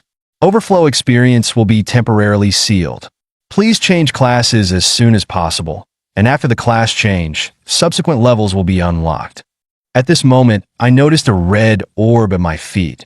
It was an exclusive item dropped by Roland, the Soul Nourishing Orb, Roland's exclusive. The orb sealed hundreds of undead puppets and contained the power of a necromancer. The system notification appeared. Soul Nourishing Orb, Roland's exclusive orb, sealing hundreds of undead puppets. Note, contains Roland's exclusive seal and cannot be used by anyone other than Roland. I crouched down and picked up the orb, a smile playing at my lips. Heh, an exclusive soul nourishing orb? In the hands of an ordinary person, this would have no value. But I was once an incarnation of the god of undead. As I said this, my fingers gently caressed the surface of the orb, feeling a familiar power surge within it. I muttered an incantation under my breath. Ownership change. As the incantation was completed, the item information of the orb changed. The system notification appeared. Soul Nourishing Orb, Roland's exclusive. Ownership changed, now exclusive to Yi Tianming. I sneered. How could a low-level seal possibly stand up to the highest level necromancy? I immediately activated the orb's power. Arise, my undead army. At my command, countless undead warriors appeared around me. Their faces were expressionless, their eyes filled with death, forming my new army. Looking at these undead warriors surrounding me, I couldn't help but feel a surge of joy. Not bad. Now I have my own undead army. Just as I was reveling in my success, a familiar voice came from behind me. I felt warm arms wrap around my waist and saw that it was Summer Shah, holding me tightly from behind. She beamed happily and said, "Darling, are you planning to take me away now?" I nodded yes. However, the village's teleportation array has been destroyed. As a member of the Adventurers Guild, you should be able to fix it, right? Summer Shah immediately nodded. No problem. Leave it to me. Yang Tao, who had been silently observing, was stunned and said, "Why, ye big brother, no wonder you asked me to escort Summer Shah here. So, you two have this kind of relationship. Big brother, you're amazing. Even NPCs are under your control." I gave an awkward smile and cleared my throat. Ahem, young brother, you overrate me. But thank you really. Yang Tao chuckled and shook his head. It's my honor to help Big Brother Yi. But what about Miss Mo? Will you really not meet her again? After all, she's deeply in love with you. I shook my head solemnly. There's no need. My heart already belongs to someone else, and I can't respond to her expectations. Besides, causing her unnecessary distress will only put her in more danger in this perilous world. Perhaps it's better to forget about each other in the world for both our sakes. I sighed softly, with a hint of regret in my voice. Just then, Summer Shah's voice interrupted us. Darling, the teleportation array is fixed. As I turned to leave, I kindly reminded Yang Tao, Brother Yang, I'll give you one last reminder. This teleportation array connects to dozens of cities, each corresponding to a different career path. Once you make your choice, it will be difficult to change it. Please make sure to think carefully. I then took Summer Shah's hand and walked into the teleportation array, while Yang Tao stood behind us, cupping his fists in a respectful farewell. Big Brother Yi, safe travels. I looked down at Summer Shah, holding her hand tightly, and said softly, Baby, let's go. Before long, we arrived in Cold Pool City. The cold air greeted us, and the sight of the frozen city was a stark contrast to the warmth of our journey. Summer Shah held my hand, her eyes filled with excitement as she gazed around like a child. Wow, it's so beautiful. Is this the legendary big city? This is the first time I've seen it. Seeing her so happy, I couldn't help but feel a joy rise in me as well. But deep down, I knew this happiness wouldn't last long. My thoughts drifted back to the past, Cold Pool City, the headquarters of the Assassin's Guild. In my previous life, when I escaped the Necromancer's lair, this place had already been reduced to ruins. Afterward, I met an old friend, the only survivor of the Assassin's Guild. Under her guidance, I once became an assassin. However, due to her hidden injuries, she only taught me some basic skills. Even so, my explosive damage was still unrivaled, ranking first among all classes. Considering my battle experience and agility, the assassin class was undoubtedly my best choice in this life. Later, Summer Shah and I arrived at the Mystic Realm Hotel. I secretly vowed to make the most of my time and gain more inheritance before the impending disaster struck Cold Pool City. After so much hard work, I finally had the chance to relax. I stripped off my clothes and soaked in the wooden tub, savoring the rare peace. At that moment, I felt completely relaxed. I hadn't expected the bathtub to be so luxurious. It could rival a 5-star hotel from my past life. The 500 copper coins I spent were definitely worth it. Just then, my door suddenly opened. It was Summer Shah, walking in wrapped in a towel. My face instantly flushed red. She smiled gently and said, Darling, you've worked so hard today. Let me rub your back. As her hands worked on me, a wave of relaxation spread through my body, but I couldn't help but think. Since we've been together, Summer Shah has gotten bolder and bolder. Suddenly, I felt something soft on my back. Her chest was pressed against me. This intimate gesture made both of us blush deeply. I chuckled. Summer Shah, you've had a long day too. How about we just rest for tonight? In response, Summer Shah boldly slid her hand down to my lower body, grinning. I'm not tired at all. Plus, I think my darling seems pretty energized too. The rest is left to the imagination. Afterward, I arrived at the Cold Pool City Adventurers Guild. Summer Shah happily ran over to me. Darling, this guild is short on people. She hugged me excitedly. I'll be working here from now on, darling. You can go handle your business with peace of mind. I gently stroked her head, speaking with affection. What should I say to you? You could be staying in a hotel and enjoying the city, but here you are, helping me out. Summer Shah pouted. I don't want to be a decorative vase. No matter where I am, I want to be of help to my darling. Before I left, I gave her one last reminder. I'll be back soon. Don't skimp on food, clothing, or shelter. Summer Shah looked reluctant. I don't need anything. The best gift for me is for you to come back safe. I summoned my undead and commanded, you stay by Summer Shah's side. If anyone causes trouble, kill them without hesitation. The undead skeletons knelt and responded, as you command, my lord. I arrived at the Assassin Academy in Cold Pool City.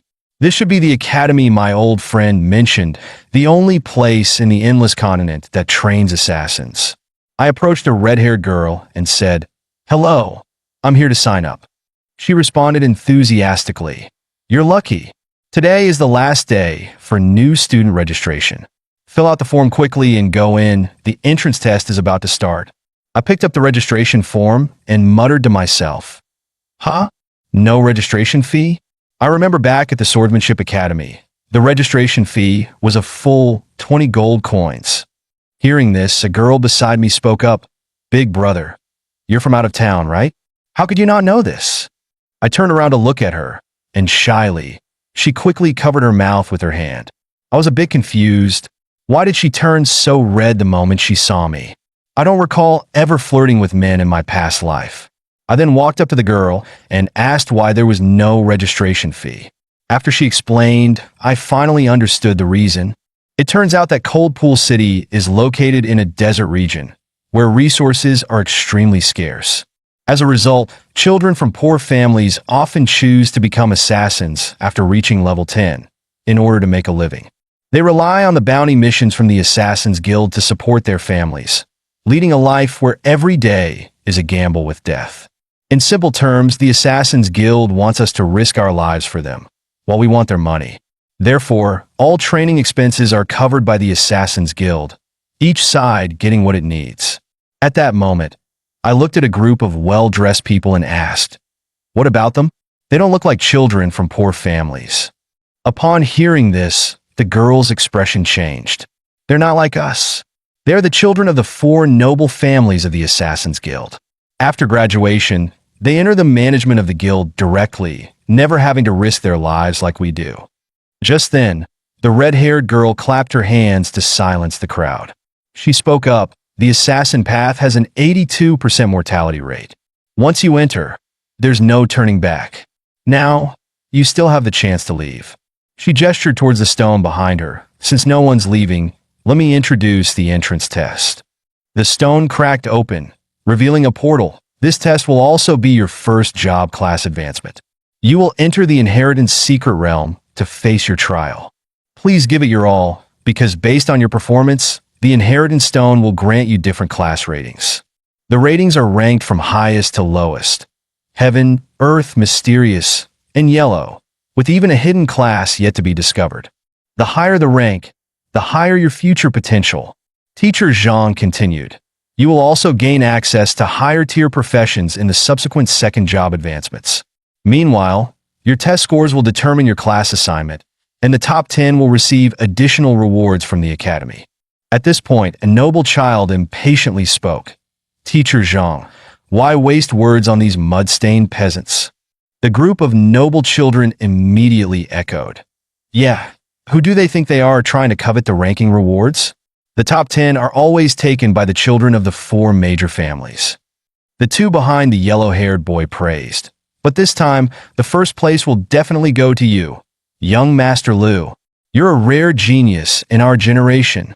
You've already single-handedly killed a level 10 monster without even changing class. The yellow-haired boy scoffed. Hurry up and go in. Being with these mud-stained people makes even the air feel foul. Teacher Zhang sighed, then motioned for everyone to enter the Assassin Inheritance Realm. Teacher Zhang turned to the poor children behind him. Students, the test officially begins now. Please enter in an orderly manner, and I wish you all good results.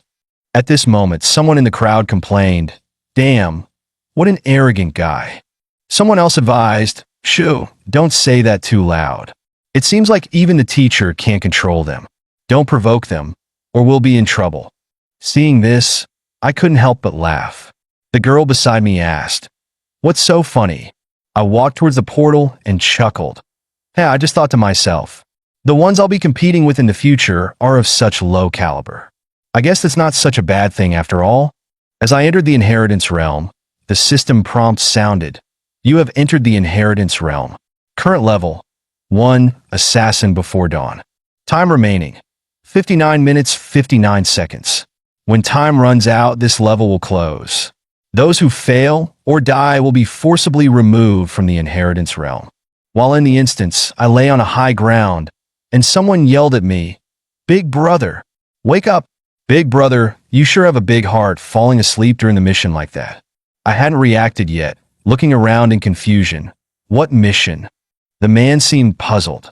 "Big brother, did you forget everything?" He then pointed ahead. "Look, the person sitting by the campfire. He's the king of the Raft Empire. Our mission is to kill him and steal the relics he just discovered. He'll be returning to the Imperial City tomorrow. Tonight is our last chance." I showed a surprised expression. "I see. No wonder it's the assassin's job transfer test. The first trial is an assassination. But if you're not prepared to kill, you have no right to be an assassin. How strong is the enemy's guard?" The man replied, "I've investigated. The king's guard consists of 50 men, all level 12 swordsmen. With our current strength, we are no match for them." The man cautiously looked back. "So now we need to figure out their patrol patterns." No sooner had he spoken than I leaped down from the high ground, leaving him stunned. I landed in the middle of their group, and the guards immediately became alert. "Who are you?" I replied bluntly, "I'm the one here to take your life." The king laughed heartily. "What an arrogant fool. Thinking you can take my life alone. It's the biggest joke ever." I smiled faintly. "Who said I'm alone?" Then I activated the necromancy skill. "Come forth, my undead army." As my undead warriors slashed their way through, the cries of soldiers filled the air. "Spare us. I don't want to die. It's over. We're surrounded by enemies with no way out." The king watched this in terror, his face pale. I walked up to the king, who was trembling. "Who sent you?" "I'll pay double." "No, 100,000 gold, 1,000,000 gold? Name your price. Please spare my life." In the next moment, I swiftly ended the king's life. "Accept your fate. No amount of money will save you now." Looking at the king's fallen body, I coldly added, "Even if you gave me the money, I wouldn't be able to take it with me." Just then, the male student who had been watching jumped down, still stunned by my easy defeat of the king. "Damn, you're amazing, big brother. I didn't expect you to be this strong. And you remained unmoved by the temptation of money. You've truly upheld the assassin's code. An example for all of us." I held an unknown box in my hand, but no matter how hard I tried, I couldn't open it. The man, seeing this, reminded me, "Big brother, stop looking at the treasure for now. We need to get out of here quickly. They'll find us soon." Then the system prompt sounded. "You have completed level 1, Assassin Before Dawn. Current level, 2, Resting in the Abyss. Time remaining, 1 hour, 59 minutes, 59 seconds. Outside the secret realm, Director Zhang Feiyu loudly called out, "Time's almost up. The first layer of the secret realm is about to close. Stretcher teams prepare to escort the injured." As expected, when everyone came out, there were cries everywhere. Some had broken arms, others had died. Zhang Feiyu crossed her arms, calmly observing everything. "I've said before, this is a path of life and death. From the moment you enter the inheritance realm, the threat of death will accompany you for the rest of your life." Then she announced, "I want to congratulate everyone here. Though you didn't pass the first layer, you've been lucky enough to survive and become yellow-level assassins. You'll be assigned to the regular class, and your class teacher will be Teacher and Sway Sway. Suddenly, the registrar shouted in panic. Director Zhang, the list is complete. 3 commoners have not been teleported out of the first layer of the secret realm. Zhang Feiyu was startled. She turned toward the portal. You're saying 3 commoner students have broken through the first layer of the secret realm? In previous years, it would take years to see a commoner break through a layer. But this year, 3 have done it at once. This is unprecedented. However, for them, this might not be a good thing. The second layer of the secret realm is extremely dangerous. They must escape from the town beneath the capital of the Lavda Empire, while being surrounded by hundreds of thousands of soldiers, carrying the treasure. A slight mistake could lead to their annihilation. Teacher and Sui Sui nodded in agreement. That's right. After generations of exploration, the 4 major families found a very complicated escape route, kept a closely guarded secret. Even so, only the elites among the family members can successfully navigate through each checkpoint and barely clear the stage. And Sui Sui asked in confusion, Director Zhang, do you think the Lavda Empire really exists? Zhang Feiyu furrowed her brow. Impossible. Such a large empire should be mentioned in historical records. There's not even a trace of suspicious ruins. This is probably just a fictional space within the inheritance realm. I hope those 3 promising students can survive, she murmured. Inside the secret realm, at the Lavda Empire's town beneath the capital, soldiers were searching everywhere. Search. Be thorough. Don't leave a single corner unchecked. Hiding nearby, I and another student saw soldiers everywhere. The student whispered, Big brother, we're too late. The city gates are already closed. And now hundreds of thousands of soldiers from the whole country are hunting us. We need a plan, fast. I looked at the map. Hundreds of thousands of soldiers? If we break through forcefully, we'll face an endless wave of reinforcements. 2 hours won't be enough. This can't be the designer's intended path. We'll have to think of something else. Just then, a drop of fresh blood fell onto the map. My anger flared. I immediately ordered the student behind me. Take that disgusting head far away. But the student was holding the head lovingly. Big brother, this is a treasure. We have to leave evidence of our work. Without the king's head, how can we report to our superiors? I was momentarily stunned. I ignored him and focused on the map. Lavda Empire. Lavda. Why does this sound so familiar? Suddenly, I remembered.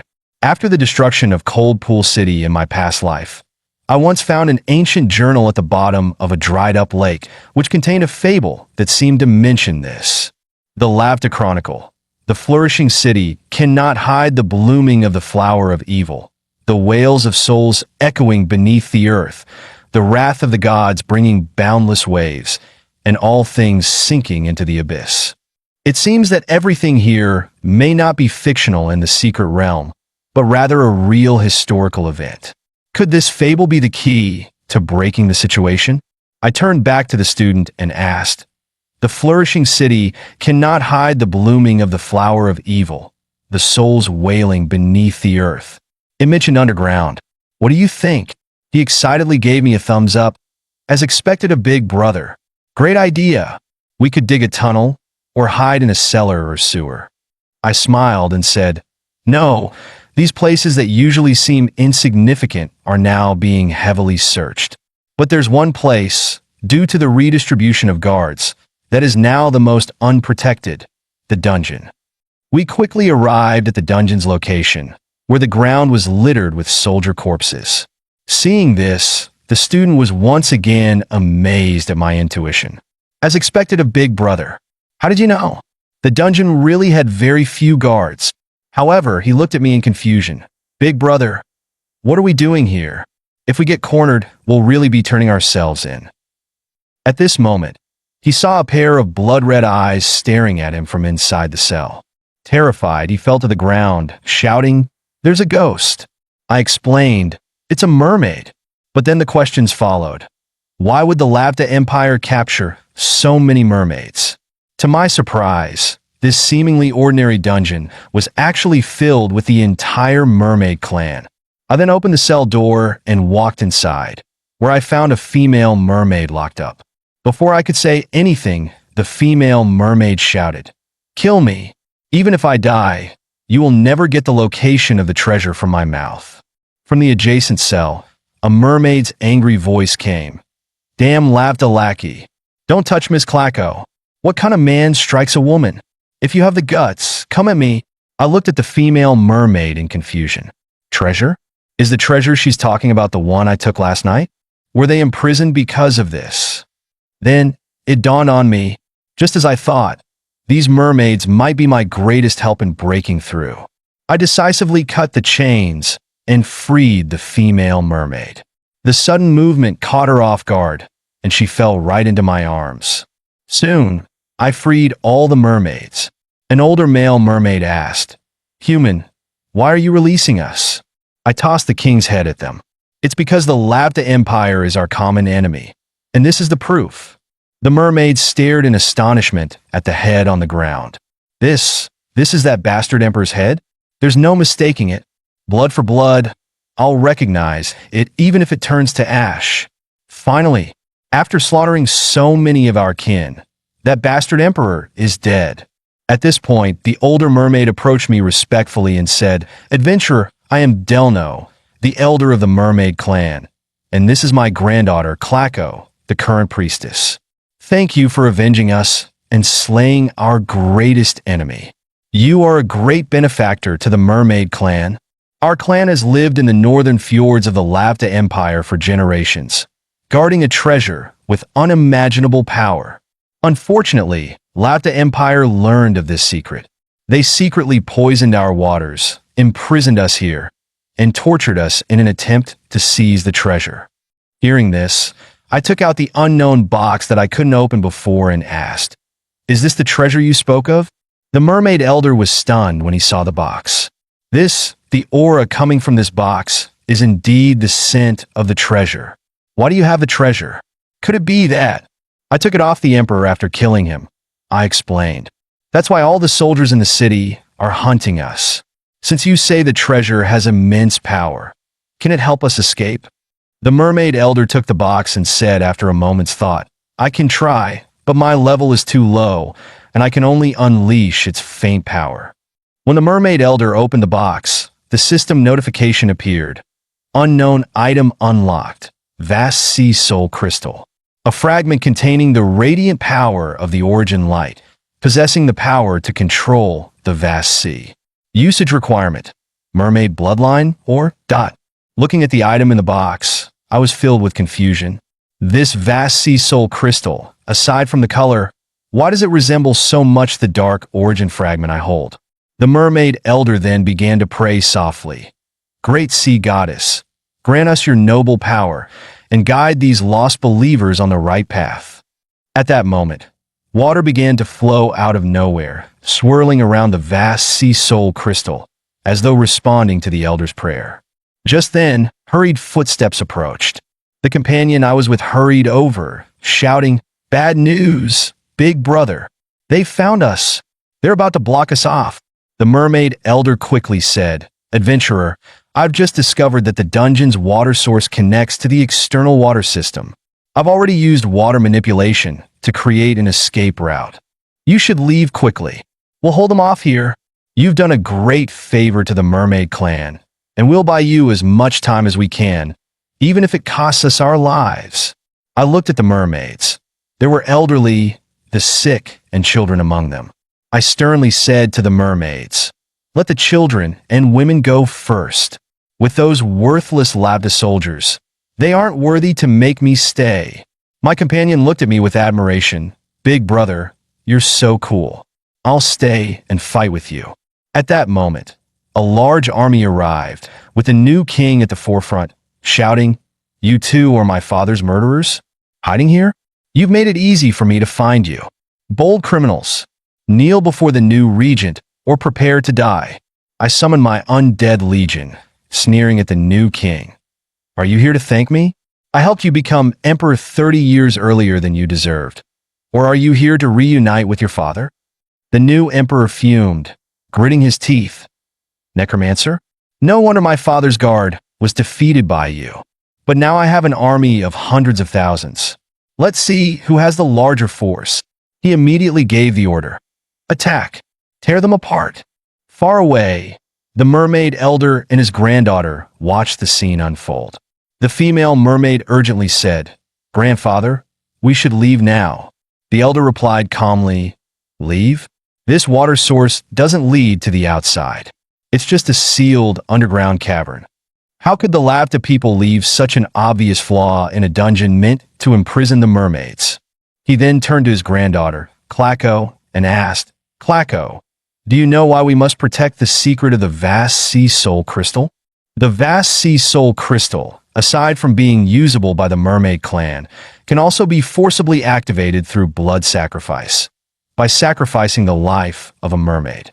So, if it falls into the hands of those with ill intentions, the mermaid clan will become expendable, and other mermaid branches will face utter annihilation. Now that the existence of the vast sea soul crystal has been exposed with the current strength of the mermaid clan, we can no longer protect it. The only one we can entrust it to is that adventurer. That's why I gave him two choices. If he chooses to fall into the abyss, I will have all lives present be sacrificed along with the vast sea soul crystal. Though I don't know who will ultimately possess it, at least it will delay the demise of the mermaid clan. To my surprise, he chose to fight without hesitation, standing for the justice in his heart. Such noble character deserves us to entrust this power to him. As long as he is here, the mermaid clan still has hope. After learning the truth, the female mermaid looked at her grandfather in panic. "Are you really going to entrust the lives of our entire clan to the adventurer?" At this moment, the system prompt appeared, current level 2, resting souls in the abyss. Time remaining, 8 minutes 35 seconds. The battle was intense, and it became clear that we couldn't keep up. Enemies kept coming, and no matter how many we killed, they wouldn't stop. My magic power was running out, and I couldn't maintain the undead army much longer. The dungeon's time was also nearly exhausted. In this critical moment, I saw that the mermaids hadn't left yet. I shouted, "Why aren't you leaving? I can't hold on much longer." The mermaid elder replied, "Adventurer, I'll send you out now. Remember to take care of my granddaughter." Then I witnessed an incredible scene. The mermaid elder led his people in committing seppuku, shouting, "Mermaid warriors, follow me and offer our loyalty to the great sea goddess." Klako cried out in agony, "Grandfather, please don't." As the blood sacrifice began, the vast sea soul crystal absorbed the life force of the mermaids. The vast sea soul crystal in Klako's hands emitted a blue glow, and the system showed 18.18% triggered. The dungeon began to shake, and cracks appeared everywhere. Then, with a deafening boom, the dungeon was flooded with water. I was on the brink of suffocating due to lack of oxygen. At that moment, a girl swam up to me and kissed me, feeding me oxygen from her mouth. During the deep kiss, the system's prompt sounded, "Mermaid girl, Klako's affection for you has increased to 50. Klako shares her first milk with you. You have obtained the Holy Sea bloodline and gained the basic skill, water breathing. You and Siren Klako now share character information." Soon after, I was rescued by Klako and brought to the shore. I was delirious and lying in her arms, blushing as I looked at the mermaid. When I regained some clarity, I realized I couldn't recognize my surroundings. Klako tried to explain, "Yes, this is what the Lavta Empire looks like now." The Lavta Empire before me had turned into an ocean. I recalled a fable. The god's wrath brought forth boundless waves, and all life was silenced, sinking into the abyss. So this was the meaning behind the fable. No wonder this land would eventually be forgotten by history. At that moment, a young mermaid came running towards me, holding a bouquet of flowers. She cheerfully said, "Big brother, thank you for saving us. Here, flowers for you." Watching the little mermaid happily leave, she gratefully said, "Yi Tianming, because of your courageous actions, our clan was able to retain the last hope, and everyone is deeply thankful to you." I shyly replied, "It's nothing, I was just saving myself." At this moment, Klako shyly said, "Tianming, you're such a kind person. As you've seen, our clan no longer has the ability to protect the vast sea soul crystal. You are the one we all agree to entrust it to." She then took out the box and handed it to me, gently saying, "Don't forget, you now possess mermaid blood and can use its power. I will stay by your side until I've passed on all the secret techniques to you." She gazed at me with deep affection. "So, will you accept this power?" Just then, a student approached and stopped me. "This is absolutely not advisable, big brother." Interrupted at a critical moment, I angrily asked, "How are you still alive? Why didn't you die?" He leaned in and whispered, "If we don't take the treasure, we can just consider the task a failure. But if we hide it, it's considered betraying the organization, and the consequences will be dire. We'll be hunted down to the ends of the earth." His face turned grim, and he said fiercely, "Unless we pretend to accept it, then hand it over to the organization afterward. How about that?" At that moment, the system prompt appeared again. "You have passed the second level, resting souls in the abyss. Hidden objectives have been completed. The third level will change. The inheritance realm will generate different task objectives based on your choices." This prompt made me fall into deep contemplation. It seemed that my decision here would influence my final career inheritance. Then I understood, without the Mermaid Clan sacrifice, I wouldn't have survived. So, both out of emotion and reason, I had to take on this responsibility. As for the organization, if they dare to hunt me, then I'll give them a path to death. Outside the secret realm, teacher and addressed the students. "Classmates, although you were just yellow-tier assassins and assigned to my regular class, don't ever stop striving. Yi Tianming, Ji Huanyan, and Tang Wenjie, who were born commoners, have passed the first level of the secret realm thanks to their own efforts. This shows that no matter your background, you can always make a comeback. Today's class division is not your end. There will be second and even third advancements. The future is unwritten, so never give up on yourselves." Listening to Teacher Anne's encouraging words, the students were all excited, as if seeing hope. At this point, Zhang Feiyu clapped and said, "Teacher Anne is right. The second level of the secret realm is about to close.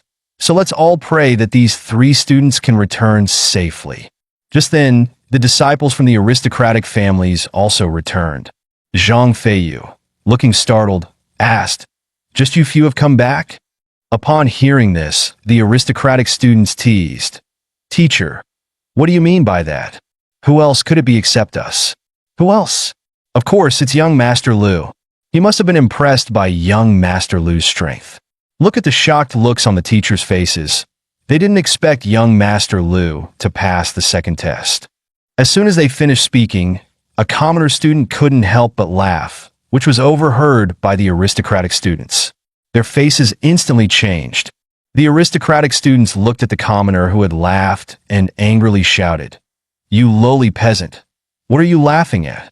The commoner student was equally disdainful, sneering, "Your so-called self-respect is nothing but stepping on us commoners.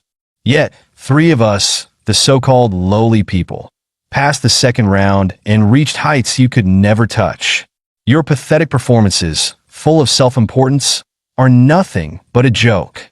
To maintain the prestige of the noble families, one of the aristocratic disciples angrily swung a punch, shouting, "Nonsense! How dare you insult the 4 great families with such absurd lies? You're asking for death."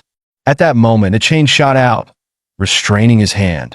A cold voice followed, "How dare you strike my student?"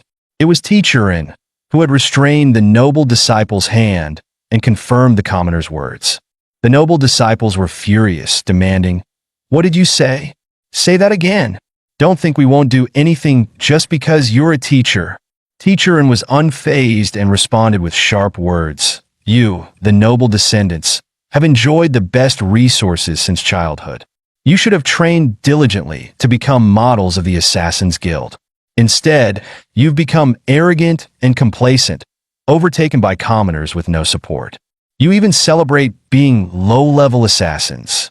Now, you've become a laughingstock.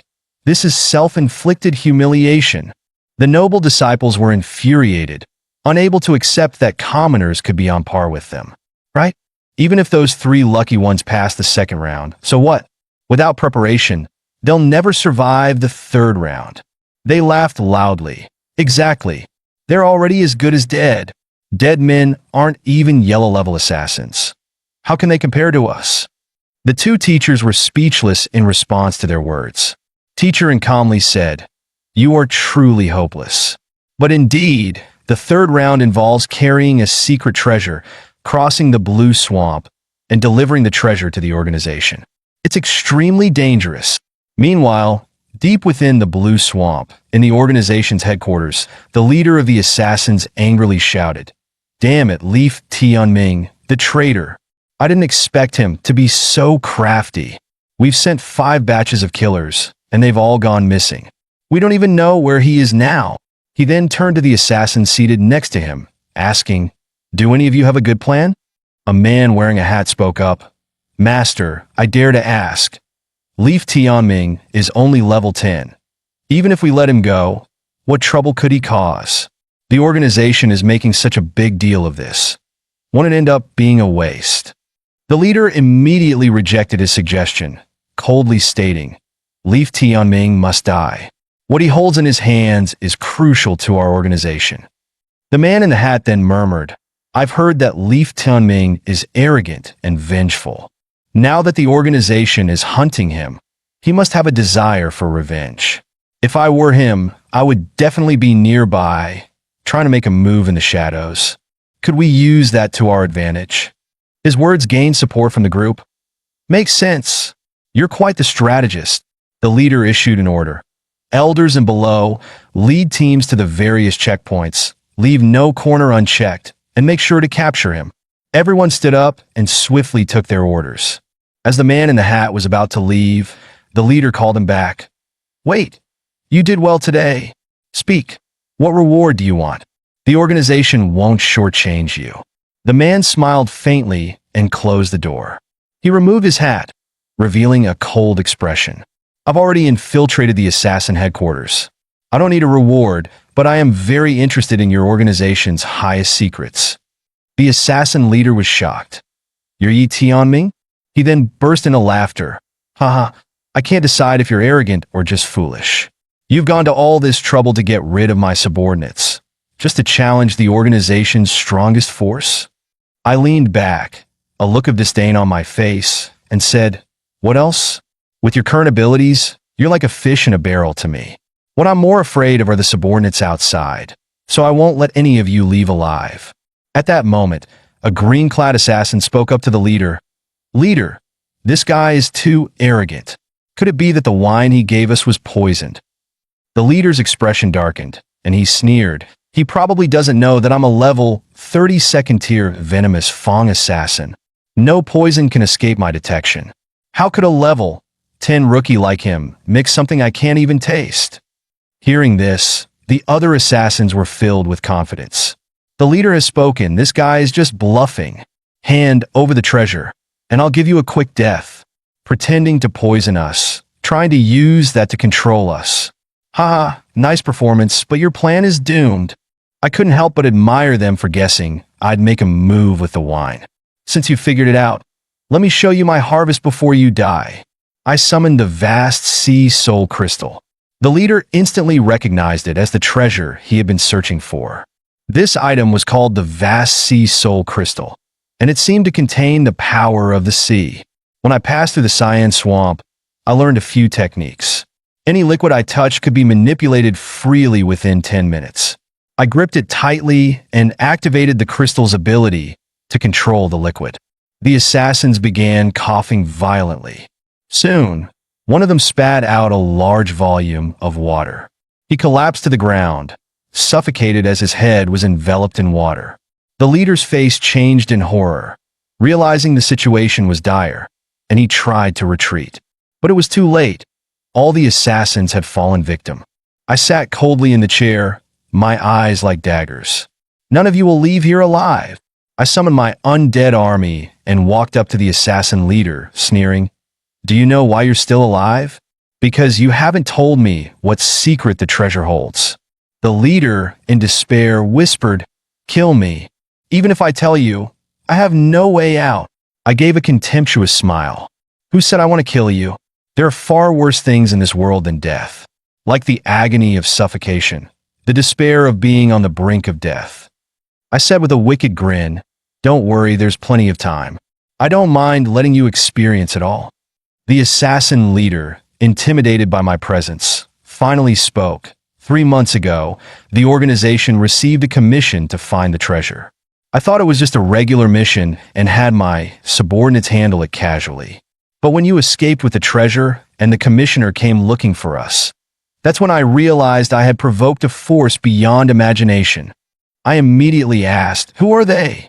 At that moment, the leader suddenly disappeared. When I turned around, he reappeared in the same spot.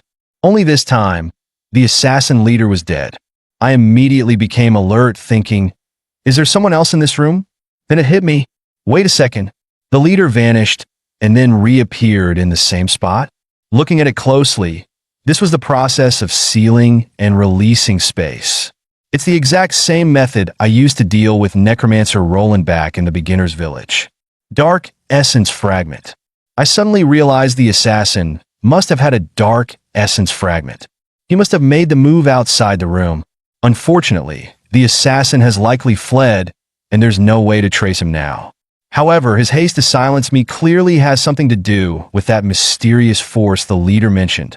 This Dark Essence Fragment eventually made its way into my hands through the Elven secret domain, which means the Goblin's despicable plot against the Elven race also has ties to that mysterious force. I never imagined that this force, which spans across time and has always existed in the Endless Continent, would be completely unknown to me. But from their actions against the mermen and elves, I can tell they are no saints. I've finally found a place to belong in the Endless Continent, and I will not let anyone disrupt this peace. Once I leave the Heritage Secret Realm, I will investigate this force thoroughly. At that moment, the system prompt appeared again. Current level 3, the Betrayers in the Sands. Remaining time, 15 minutes and 15 seconds. I decided to quickly finish everything in the secret realm and go out to investigate the true nature of this mysterious force. As I exited the council hall, a large group of assassins had already gathered outside. The leader, dressed in yellow, hadn't recognized me yet and reported, "Master, you arrived just in time. The organization's members have gathered and are ready to set off and capture the traitor Yi Tianming." Suddenly, he noticed with horror that I was Yi Tianming. I calmly admitted, "Yes, I'm the one you're looking for, the traitor Yi Tianming." Seeing that I was the only one who appeared, the assassins questioned, "Yi Tianming, how did you appear here? Where are the leader and the elders?" As figures appeared behind me, I spread my hands and said indifferently, "Don't rush, you see? They've all come out, neat and orderly." The assassins couldn't believe their eyes. "What? The leader and the elders, they're all dead? Yi Tianming, did you do this?" "No, it's impossible. How could you, just one person, do all this?" I replied coldly. "Of course, because I acquired the treasure. In the face of the power of the treasure, even the organization's strongest forces are simply no match. Do you want revenge? I'll give you this opportunity, but let me remind you, your life is yours, but the credit belongs to the organization." The assassins were stunned by my words, their faces filled with terror as they stared at me. "Looks like you've all figured out the situation," I said coldly. "I, Yi Tianming, am not a bloodthirsty person.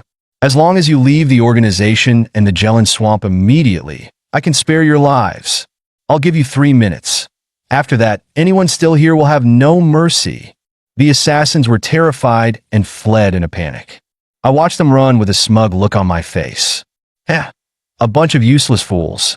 If you all came at me together, how could I have beaten you? What is empty threats? That was the real deal."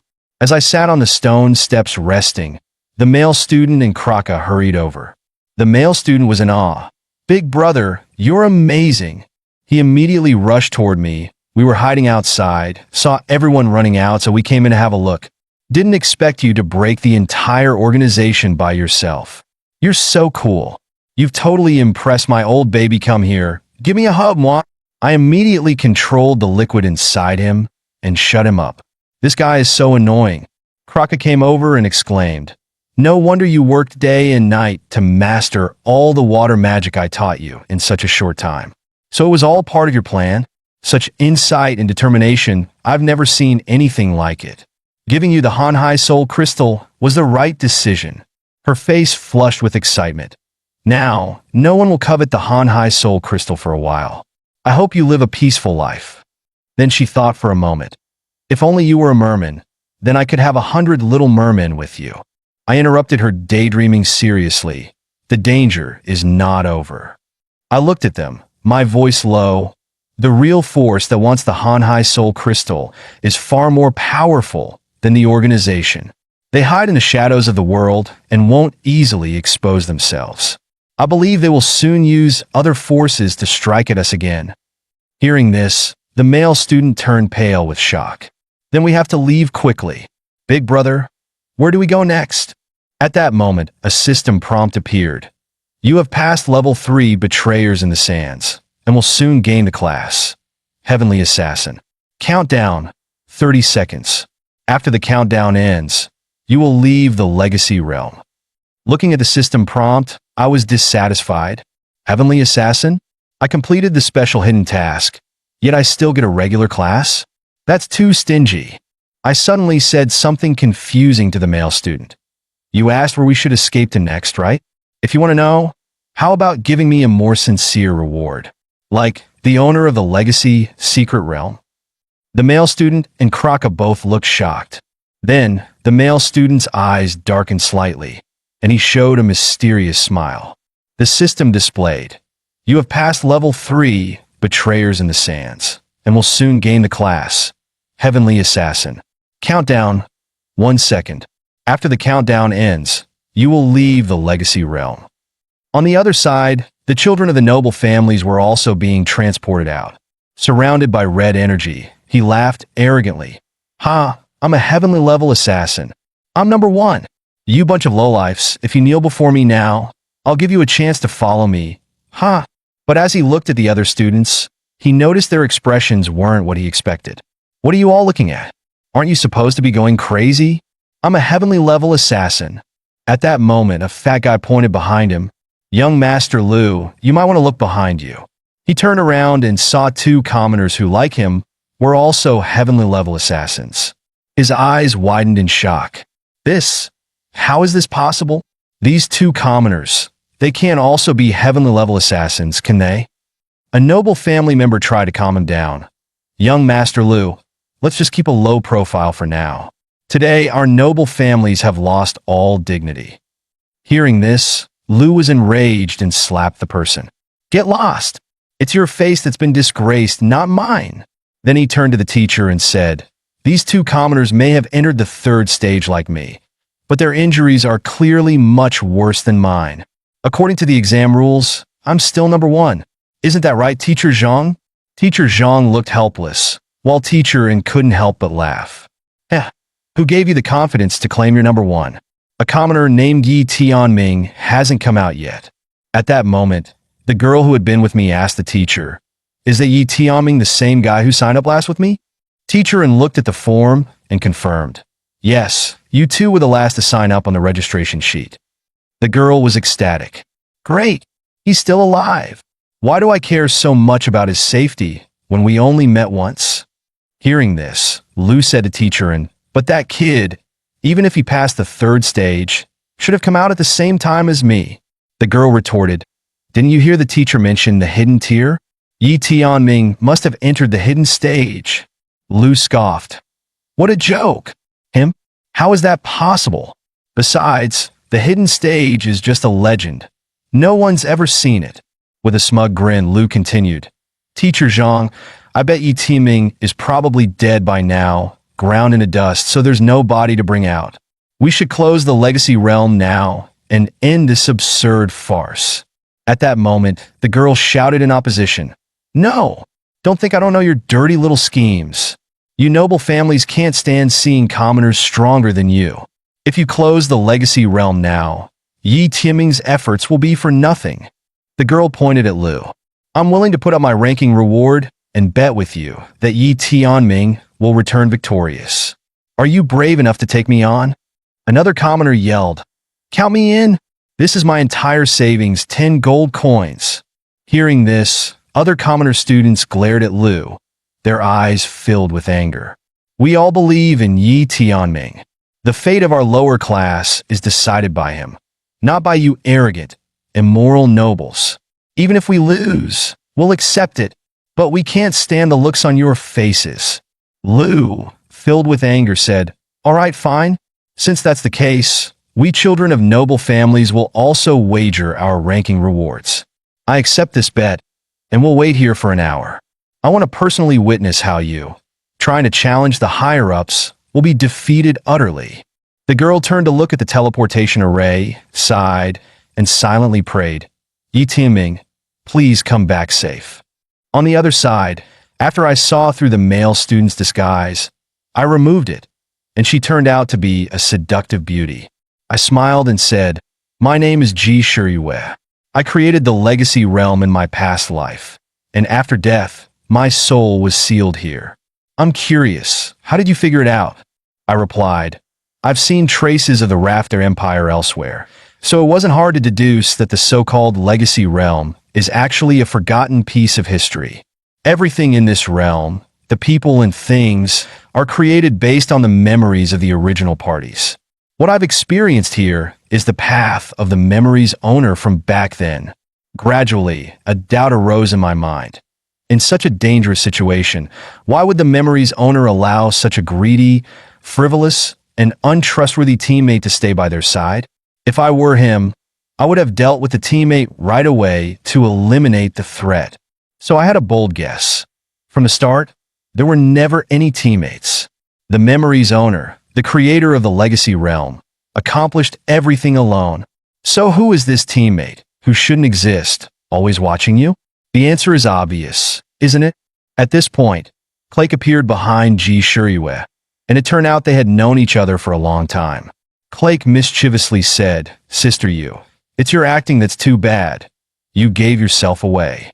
Ji Shiyue teased back, Clake, you're no better yourself. Clake was surprised, thinking she had disguised herself well, not realizing she had been exposed. I suddenly blushed, remembering the deep kiss. If I'm not mistaken, you should be a living mermaid. After all, how could someone created from memory give me mermaid blood? Ji Shiyue stood up and patted Clake on the head, saying, It's true, nothing escapes your eyes. Clake is indeed a real person. Mermaids live much longer than I do.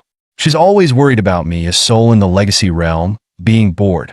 So she often enters the realm to keep me company, and also to play the role of Clake from the memories. You could say it's a true-to-life performance. She then turned to me and said, Yi Tianming, your performance truly exceeded my expectations. As the final test, please think carefully. Where did we go all those years ago? Restore this piece of history and lead us to the end of this journey. Just as she finished speaking, a system notification appeared. Class, Heavenly Level Assassin cancelled. Level 3, Betrayers in the Sands, updated. Special task target, no deadline. I smiled confidently and turned to leave. Let's go. I already have the answer in my heart. The rare journey passed by in the blink of an eye. We crossed dense forests, climbed snow-capped mountains, and traversed vast deserts. Finally, I brought them to the edge of the wind and sand, where a small pool of water appeared in the desert. I waved my hand casually, and the Han-Hai Soul Crystal appeared in my palm. Watching Clake swimming in the water, I whispered, Who would have thought that someone would hide the Han-Hai Soul Crystal, a symbol of the power of water, in the depths of this vast desert? Upon hearing this, Ji Shiyue said, Clake, you go ahead. I have something to say to Yi Tianming. Ji Shiyue smiled at me, saying, It seems you figured it out. The Legacy Realm records that this is the origin of Cold Pool City. Ji Shiyue recalled the past. Once, wandering travelers gathered here because of the water source. Over time, it became bustling. In the years that followed, I adopted 4 orphans and taught them some skills. They were the ones who created the Assassin Alliance. However, I am fully aware that the force coveting the Han-Hai Soul Crystal will never give up. Sooner or later, this place will be discovered by them. That's why I created the Legacy Realm, to find the successor of the Han High Soul Crystal. She then said to me, you might think that the difficulty of the Legacy Realm is too much for a level 10 newcomer. After all, when I went through this, I was already at level 30. But you must understand, that force will only grow stronger over time. Therefore, the successor I accept must be someone far beyond my own abilities. Hundreds of years have passed in the blink of an eye, and Cold Pool City is now a place full of hidden dangers. Clearly, that force has already set its sights on this place, and my time is running out. Thankfully, before everything becomes irreversible, I finally waited for you. Ji Shuriwei grabbed my hand and asked one last time, are you truly willing to inherit the power of the Han High Soul Crystal? After all, the price of accepting it is being pulled into a conflict with that force, and you'll face dangers far greater than anything in the Legacy Realm. You could stay out of it all, and with your potential, you might safely reach the peak of the Endless Continent. I smiled slightly and replied, when Miss Clake asked me earlier, I already gave my answer. Don't worry, any promise I make, Yi Tianming, will be kept with my life. Suddenly, Ji Shuriwei embraced me, causing my face to turn red. Isn't this testing my resolve with her beauty? I can't handle it. Ji Shuriwei pouted and said, you're young and don't know the good of wealthy women. Then she added, by the way, the Han High Soul Crystal in the Legacy Realm is the real one created from memory. It's hidden in the real Cold Pool City. You should know where it is. As her words faded, Ji Shuriwei slowly disappeared. The long wait finally came to an end, and this brief journey with you was truly the most enjoyable time I've spent. Ji Shuriwei touched my head one last time before disappearing, leaving behind her final words. Next time you see Clake, make sure to comfort her for me. At this moment, a flurry of system notifications appeared. You have passed level 3, Betrayers in the Sands. The soul of the Realm Master has dissipated and turned into the power of the inheritance. You have inherited the hidden class, King Extreme Assassin. King Extreme Assassin, first tier hidden class in the Assassin system. Assassin system skills increased by 150%. You can learn all Assassin system classes. Externally, your class is displayed as Heavenly Extreme Assassin. You have completed the first tier advancement. Level cap unlocked. Sealed experience has been released. You are now level 11. You are now level 12. Meanwhile, outside the Legacy Realm, Lu Xiao laughed proudly. So, what now? It's been an hour already. Ha ha ha. It seems like your hero won't be coming out. You've lost. He then arrogantly said to the girl, especially you. Do you know how precious the ranking reward you lost is to you? For someone like you, a mere commoner, this resource is your only chance to rise up. The world isn't a fairy tale. How dare a small fry try to defeat the upper class?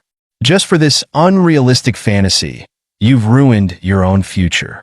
How pathetic. Lu Xiao gestured. Professor Zhang, please close the Legacy Realm. Professor Zhang Feiyu walked towards the portal helplessly and said, Professor, over the centuries, many prodigies have emerged from here, but we've never had an incident like today. We both know the truth. There's no need to wait any longer and delay everyone's schedule. Just as Zhang Feiyu was about to close the portal, suddenly, a strange phenomenon occurred. The portal emitted golden light, blinding everyone who looked at it. I appeared from the portal, as if a deity had descended, standing before everyone. The girl looked at me in surprise. It's Yi Tianming. He's not dead. Lu Xiao trembled all over, pointing at me. You actually didn't die in there? Zhang Feiyu asked in surprise. Yi, did you really enter the legendary hidden level? I immediately denied it. Zhang Feiyu moved closer to me, her eyes widening in shock. It's Heavenly Extreme Assassin, not a hidden class. But there's no way to prove whether you entered the hidden level. She then asked, Yi, you're now a Heavenly Extreme Assassin, which means you've passed the 3rd level. But the 3rd level's realm closed an hour ago. You say you didn't enter the hidden level, so why are you only coming out now? I feigned realization and said, Ah, teacher, is that what you meant? I accidentally passed the second level in just 10 minutes and escaped the city. That's why I got an extra hour of task time for the third level. Zhang Feiyu was puzzled.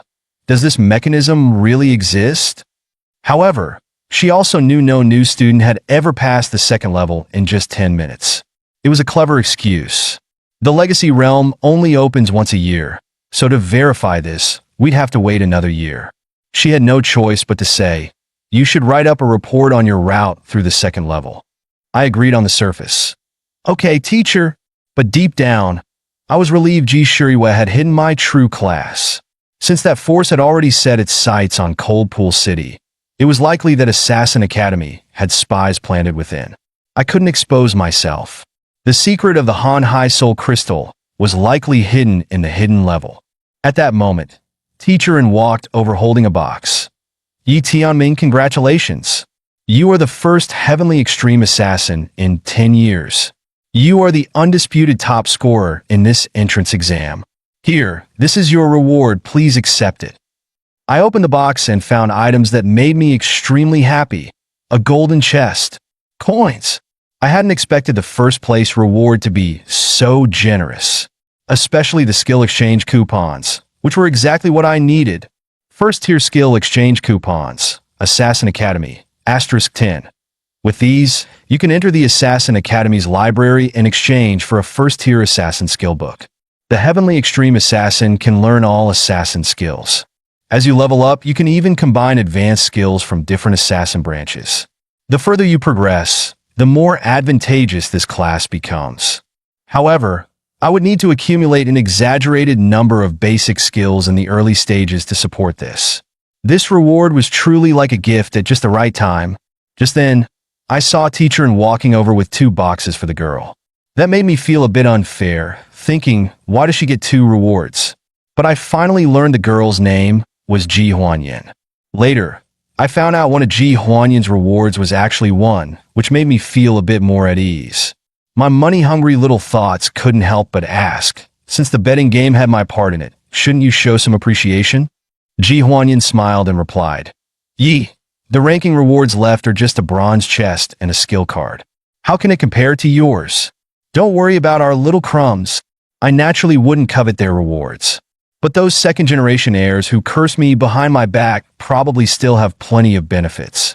While they're feeling down and unsettled, now is the perfect time to stir things up." I purposely raised my voice to taunt. I was just lucky. Since I got an extra hour in the third level, it seems like there was a little bug in the system. I passed through the blue swamps without encountering a single monster. This caused Lu Xiao to fume, and he nearly exploded. Before he could react, I added salt to the wound. Such a pity for Lu Xiao. Otherwise, the first place reward would definitely be his. I'm sure he must be feeling pretty miserable right now. Lu Xiao was furious and slammed his fist hard into the ground. "Did you hear that? We lost the ranking rewards because of this damn peasant's luck. I can't stand it anymore." Lu Xiao stood up, pointed at me, and shouted angrily, "Yi Tianming, I, Lu Meng, am going to challenge you. If you don't want to lose an arm or a leg, I can show mercy and give you a chance to surrender. Just hand over the ranking reward to me." I smirked. The fish has bitten the hook. However, at that moment, an uninformed commoner student stepped forward to stop. "Get lost. Lu Xiao, you really have no shame. Yi Tianming, your ranking reward was hard-earned. Don't fall for his challenge." Just then, Teacher stepped in to explain, "Yi, you can't refuse. Every month, Assassin Academy students have the chance to challenge someone of a higher rank. The challenge student cannot refuse. This is also to encourage students to challenge themselves and improve overall strength." This was exactly what I wanted. Since the rule was like this, I would accept the challenge. But asking me to surrender and hand over the reward? Lu Xiao, you're daydreaming. If you want my ranking reward, shouldn't you also offer something of equal value? Come on, let me see your sincerity. He then took out a necklace from around his neck. This is an heirloom of the Lu family, an accessory that increases movement speed by 5%. Does this show enough sincerity? The moment I looked at the necklace, I was stunned. It reminded me of memories from my past life. On the Endless Continent, the attributes of equipment obtained from chests or monster drops were fixed. Only equipment made by artisans could have its attributes altered based on the artisan's skill level. The top craftsmen could even forge items with powers surpassing their original rank.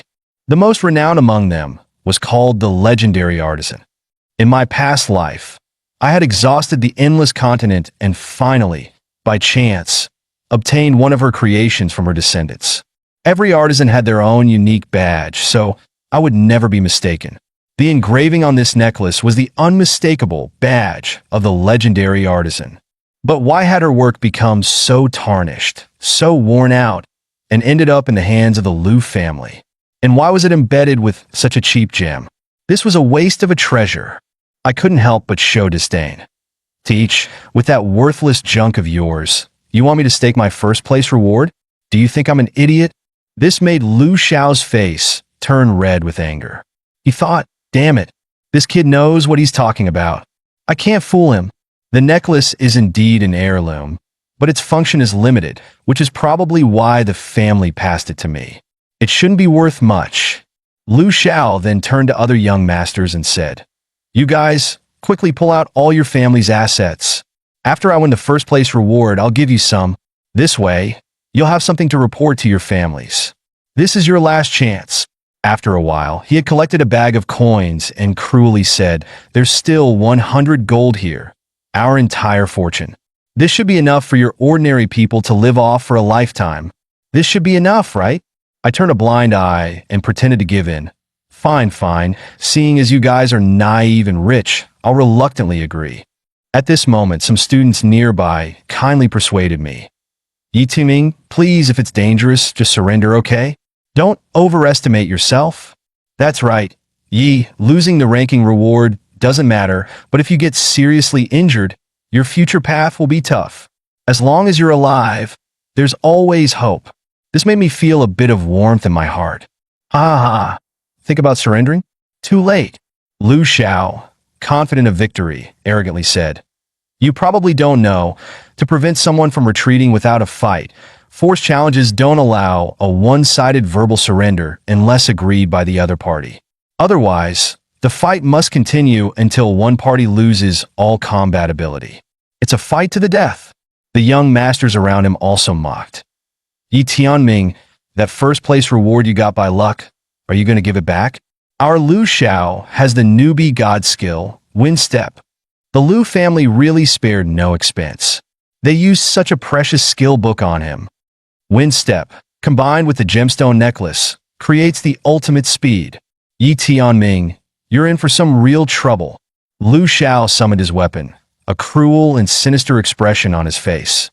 Yi Tianming, I gave you the chance to surrender early and hand over the reward. Since you refused to accept, then today someone's going to lose their hands or feet.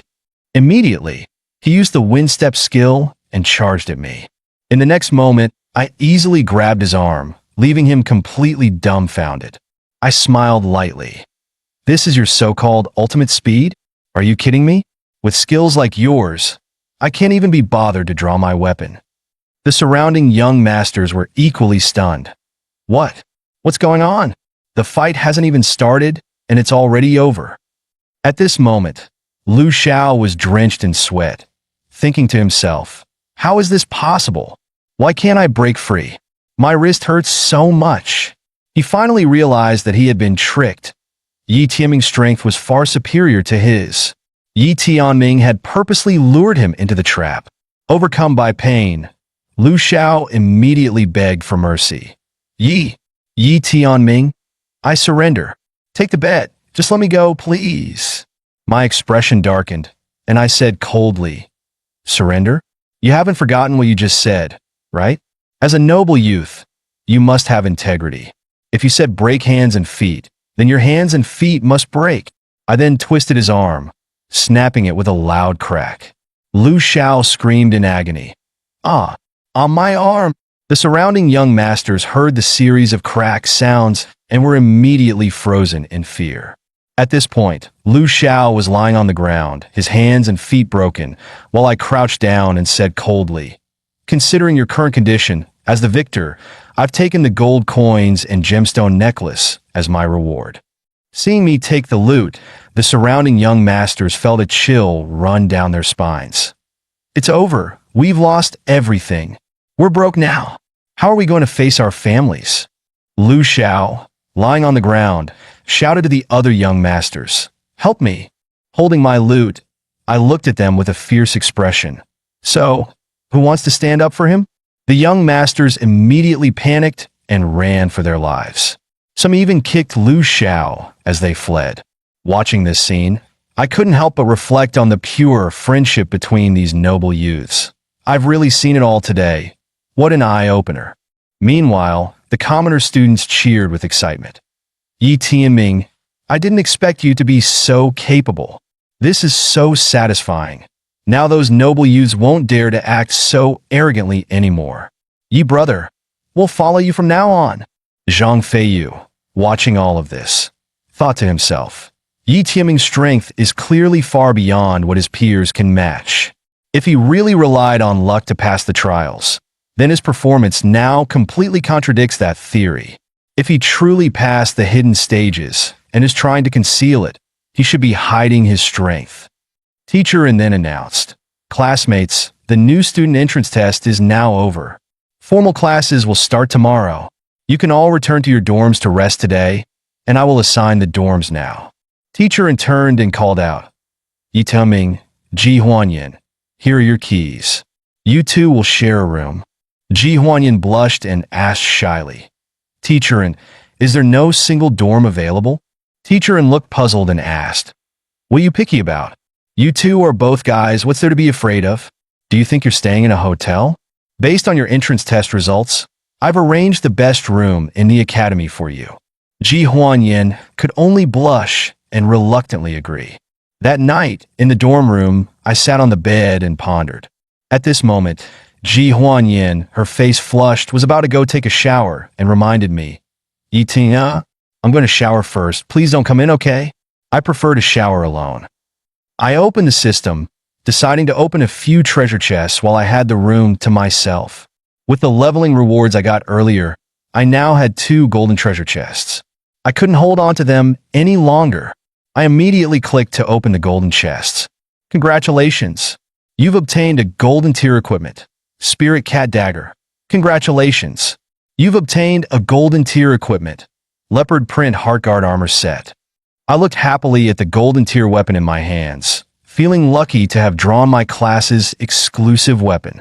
Just 3 more levels and I can equip it. I'll save it for later. I then picked up the Leopard Print Heartguard Armor, thinking, as for this strange Heartguard, I guess it's not meant for me. I'll find a chance to give it to Xiaxia. It'll add a bit more protection for her. Looking at my stats, I was very satisfied. With my current strength, I should be able to face opponents of level 20. But when it comes to the forces eyeing the Hanhai Soul Crystal, how much of a chance do I really have? Who are they? What's their strength? Unfortunately, I know nothing about them. One thing I can be sure of is that from the moment I left the Legacy Secret Realm, they've been watching me. If I go after the Hanhai Soul Crystal now, the risk is too great. Therefore, I decided to step into the game, deliberately revealing part of my strength in the fight to confuse them about whether I entered the hidden stages. I want them to be filled with doubt, yet unable to confirm anything, feeling anxious and unsettled. When people are anxious, they make mistakes. They will undoubtedly try to secretly probe me in every way. That's when I can catch them off guard and set things up in advance. Unfortunately, to avoid involving Xiaxia, I can't go back to see her for now. Wait, what did Ji Huanyan just say? Right, she's going to shower. Actually, I'm pretty tired too. It's a good time to relax for a bit. I took my bathing items and walked into the bathroom, marveling at the luxurious dorm. I'd never stayed in a place with such a big bath before. I wonder what else Ji Huanyan is unhappy about. She wants a single room? Ji Huanyan, would you like me to scrub your back for you? At that moment, I accidentally saw Ji Huanyan walking by naked, her face turning bright red. I quickly shielded my eyes with my hand, but it didn't help much. Blushing, I was shocked to realize that Ji Huanyan was actually a girl. Seeing Yi Tianming enter, Ji Huanyan quickly covered her chest with her hand, trying to stop him from looking. However, she accidentally stepped on the bath towel on the floor and ended up slipping. Seeing this, Yi Tianming hurried over to the sink and helped her up. Fortunately, she only fainted for a moment. After confirming that she was not in any life-threatening danger, Yi Tianming suddenly realized an issue. Was he really going to personally dry off the unconscious Ji Huanyin? Also, where were her clothes? Could she have stored them in her equipment space? But he didn't have any spare clothes to give her. Suddenly, he remembered the leopard print heartguard he had drawn when opening the treasure chest. After some effort, Yi Tianming finally managed to get Ji Huanyin onto the bed and tucked her in with a blanket. Once he realized she was a woman, he took a closer look at her face and then recognized her as his old acquaintance from his past life. That mysterious female assassin. 10. It wasn't that he had face blindness, but rather that the difference between her in the past and present was too great. In his past life, she never mentioned her past. What had she gone through? Where did all the knife wounds on her body come from? He had no way of knowing. However, since they could meet early in this life, Yi Tianming decided he would never let those tragedies happen again. After what seemed like a long time, Ji Huanyin finally woke up, and Yi Tianming was both relieved and thrilled. After regaining consciousness, Ji Huanyin looked quite confused, unsure of how to face Yi Tianming. Seeing her like this, Yi Tianming smugly said, "Don't worry, I carried you over with my eyes closed the whole time. I was afraid you'd catch a cold, so I even put clean clothes on you." When she heard clean clothes, Ji Huanyin was a bit puzzled and lifted the blanket to take a look. Seeing the leopard print heartguard on her body, she was so frightened that she immediately hid under the blanket and screamed. Ji Huanyin cautiously said, "Yi, thank you for taking care of me. I'm just a bit curious. Why this strange outfit? You're not some kind of pervert, are you?" Hearing this, Yi Tianming immediately became flustered and said, "Nonsense. I'm not. I didn't. Heaven is my witness. Don't just look at the odd design. This is a legit golden tier armor. I got it from the golden treasure chest reward from the academy. You can check its attributes if you don't believe me. And I also bandaged your wounds. When I helped you change, I kept my eyes closed the entire time. I definitely didn't look where I shouldn't." Well, Ji Huanyin emerged from the blanket, feeling guilty as she lowered her head and said softly, "Yi Tianming, I'm sorry. I wrongly accused you. Maybe it's because this is the first time I've worn women's clothes, so I overreacted a bit." Suddenly, she grabbed Yi Tianming's hand, her expression serious as she said, "What I'm about to say, I'll only tell you. The truth is, I'm the illegitimate daughter of the current head of the Ji family. The four major families of the Assassin League are the Ji family, the Liu family, the Hu family, and the Wang family, each representing one of the four major schools of the assassin profession. The four families, in order to keep each other in check, established an ironclad rule. The core members of each family could only marry within the four major families. Ji Huanyin's father was not yet the family head when she was born, but as the heir to the Ji family, he had an affair with a commoner woman, resulting in her birth. If this were ever exposed, the other three families would undoubtedly be furious, and her fate would be sealed. To protect her life, her father knelt in front of the elder hall for 7 days and nights, until the Ji family elders finally relented and allowed her to live. The higher-ups of the Ji family used their secret guards to quietly send her out of the city, giving her a new identity as a commoner. To prevent midwives and potential witnesses from revealing the truth, Ji Huanyin was raised disguised as a boy from a young age to avoid any future risks. Yi Tianming curiously asked, "Since you were secretly raised by the Ji family, you shouldn't lack for money. Why would you leave a comfortable life as a young lady and join the Assassin Academy as a commoner? You must know how high the death rate is for commoner assassins. And on top of that, you're risking exposure of your identity." She sighed and replied, "Because the Ji family is on the brink of collapse. Since half a year ago, the Ji family has been constantly targeted with assassinations, and even my father was severely wounded and still bedridden. Just a few days ago, 4 talented disciples from the Ji family, studying at the Assassin Academy, mysteriously died one by one. Although the family has sent people to investigate, Nothing has been found, but everyone knows that someone is behind all of this, attacking the G family from the shadows. Unfortunately, the enemy is too cunning. To avoid alerting them, we need someone whose identity they don't control, someone with no presence, to investigate in secret. And I am the most suitable person for the job. My father and the G family took great risks to save my life back then, and now I can't just stand by and do nothing. That's why I took the initiative to infiltrate the Assassin Academy, and I'm determined to uncover the masterminds behind the attacks on the Ji family. Yi Tianming was shocked to realize that if his guess was correct, the people Ji Huanyin was investigating were the same ones he was looking for. Ji Huanyin looked puzzled after hearing this, clearly not fully understanding. Yi Tianming began explaining, starting with the moment he entered the secret realm. After listening to his story, Ji Huanyin excitedly said, "Yi Tianming, you've gained the recognition of the ancestor of assassins? You're truly the most incredible man I've ever met." After her excitement subsided, Ji Huanyin calmly analyzed, "But as you mentioned, once that force obtains the Hanhai Soul Crystal, it will inevitably cause turmoil in Hantan City, leading to an inevitable war with the Assassin Alliance.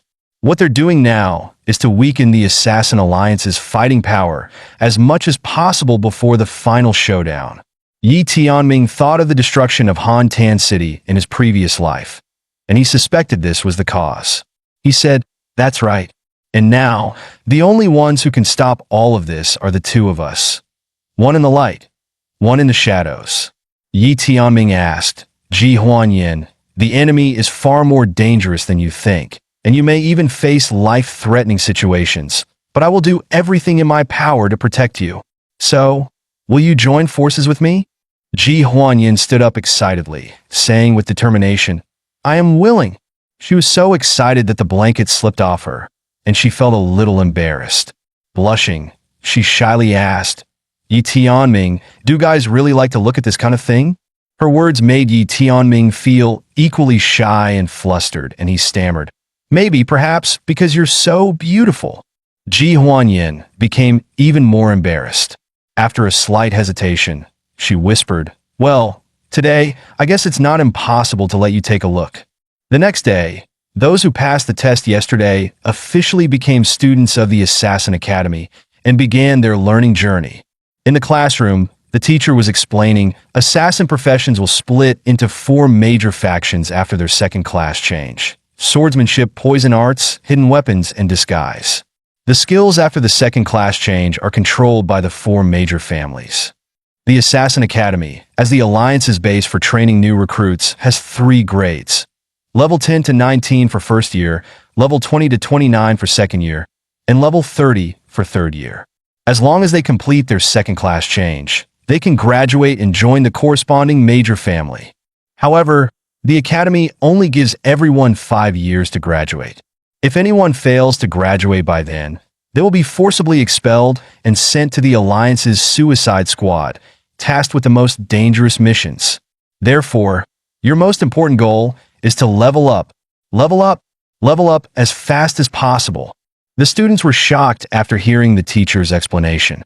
After all, they were required to reach level 20 within 5 years, an average of 4 levels per year, all while attending classes. Many students doubted whether they could achieve that. The teacher reassured them, saying that theoretical lessons like this would only take half a day each week. The rest of the time, the Academy would provide abundant secret realms for students to challenge and level up, and they would be taken there shortly. By participating in the Academy's secret realm trials, students would earn points that could be exchanged for various equipment and, most importantly, skill exchange vouchers. This was the only way students could obtain first-turn skills at the Academy, and most people would only be able to exchange for 1 each semester.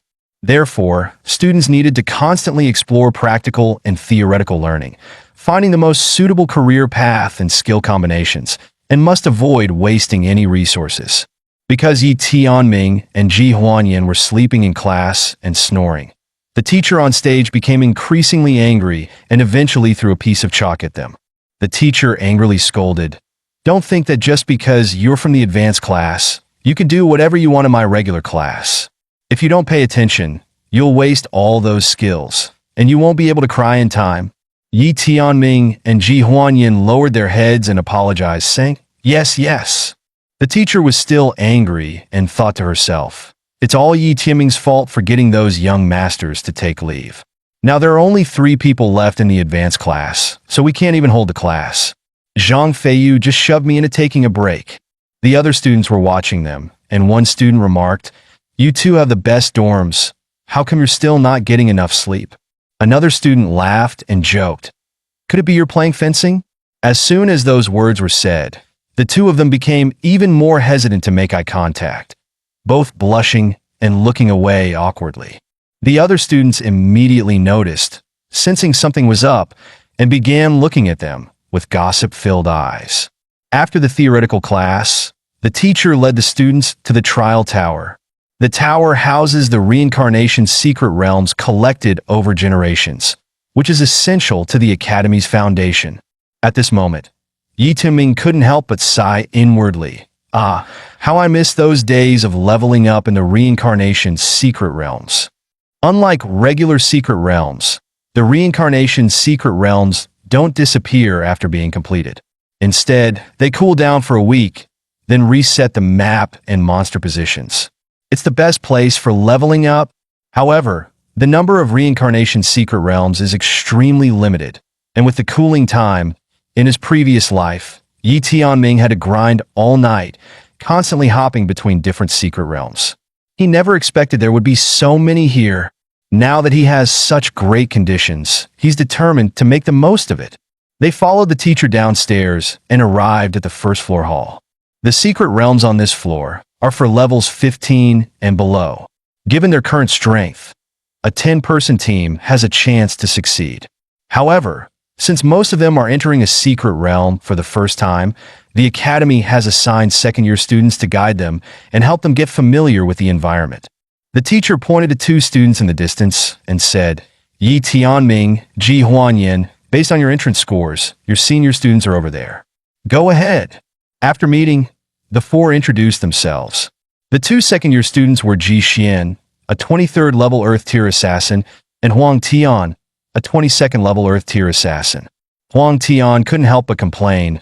"They called us over just to be bodyguards for these 2 kids. What a waste of time." Ji Xian responded calmly, "This Yi Tianming is a once-in-a-decade heavenly tier assassin. His future achievements are likely to surpass ours." Huang Tian sneered. "That is, if he even has a future. In our line of work, those who die early are always the chosen ones, like your Ji family members." Yi Tianming could only look at the 2 senior students speaking like this in front of him, feeling utterly speechless. At this moment, Ji Xian walked over and said to Yi Tianming, "Sorry, my classmate can be a bit rude. However, you both have more potential than others. Along your journey, you'll face more open and hidden dangers, so please make sure to protect yourselves. When we enter the secret realm, stay behind us." Then, the 4 of them entered the secret realm together. They arrived at a dark passage, and Ji Huanyin couldn't help but say, "It's so dark in here." Yi Tianming immediately took her hand, and Ji Xian, noticing this, said, "You're doing well. It's rare for newcomers to stay so composed in their first time here." As Ji Xian lit up a glowstone furnace, he continued, "This is an underground cave in the desert. Contrary to what you might think, the desert is not barren. Most creatures hide deep underground." Under the light of the coal furnace, the group saw many 13th level desert centipedes ahead, and one of them was quickly crawling toward them. Seeing so many centipedes, Ji Huanyin was so frightened that she jumped into Yi Tianming's arms. Huang Tian quickly used his multiple throwing darts to attack the desert centipedes.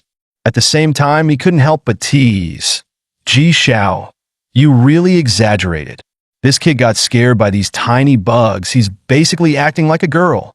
Yi Tianming watched his movements, thinking to himself, "This person is definitely strong." Ji Xian also spoke up, "Keep your eyes wide open and don't be afraid. This is a rare opportunity for you to observe how assassins from different branches fight." Ji Xian set down the coal oil lamp, took out the silent mask, and a flame appeared in his hand. After putting on the silent mask, he started using the basic mimicry skill, Elementalist mode, Fireball. Immediately, all the desert centipedes in the passage were burned to ashes. With the combined effort of Huang Tian and Ji Xian, they finally reached the entrance to the final boss's lair.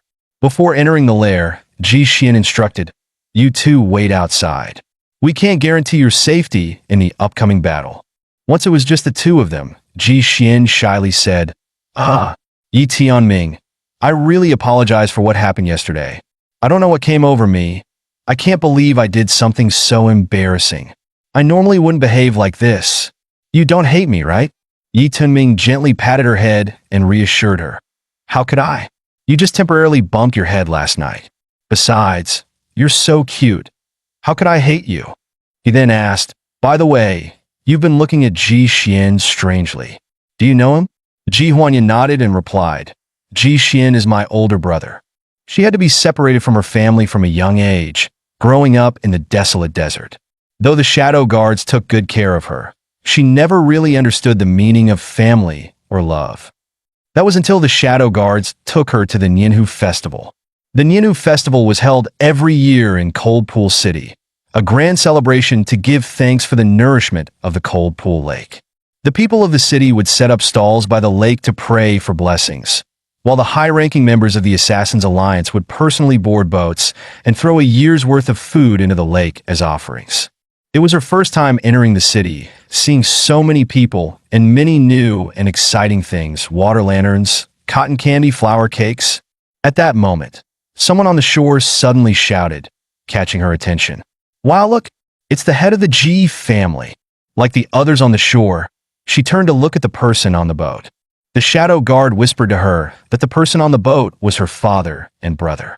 At that time, her brother was being held in her father's arms, smiling joyfully, while she couldn't remember what kind of emotion she had at that moment.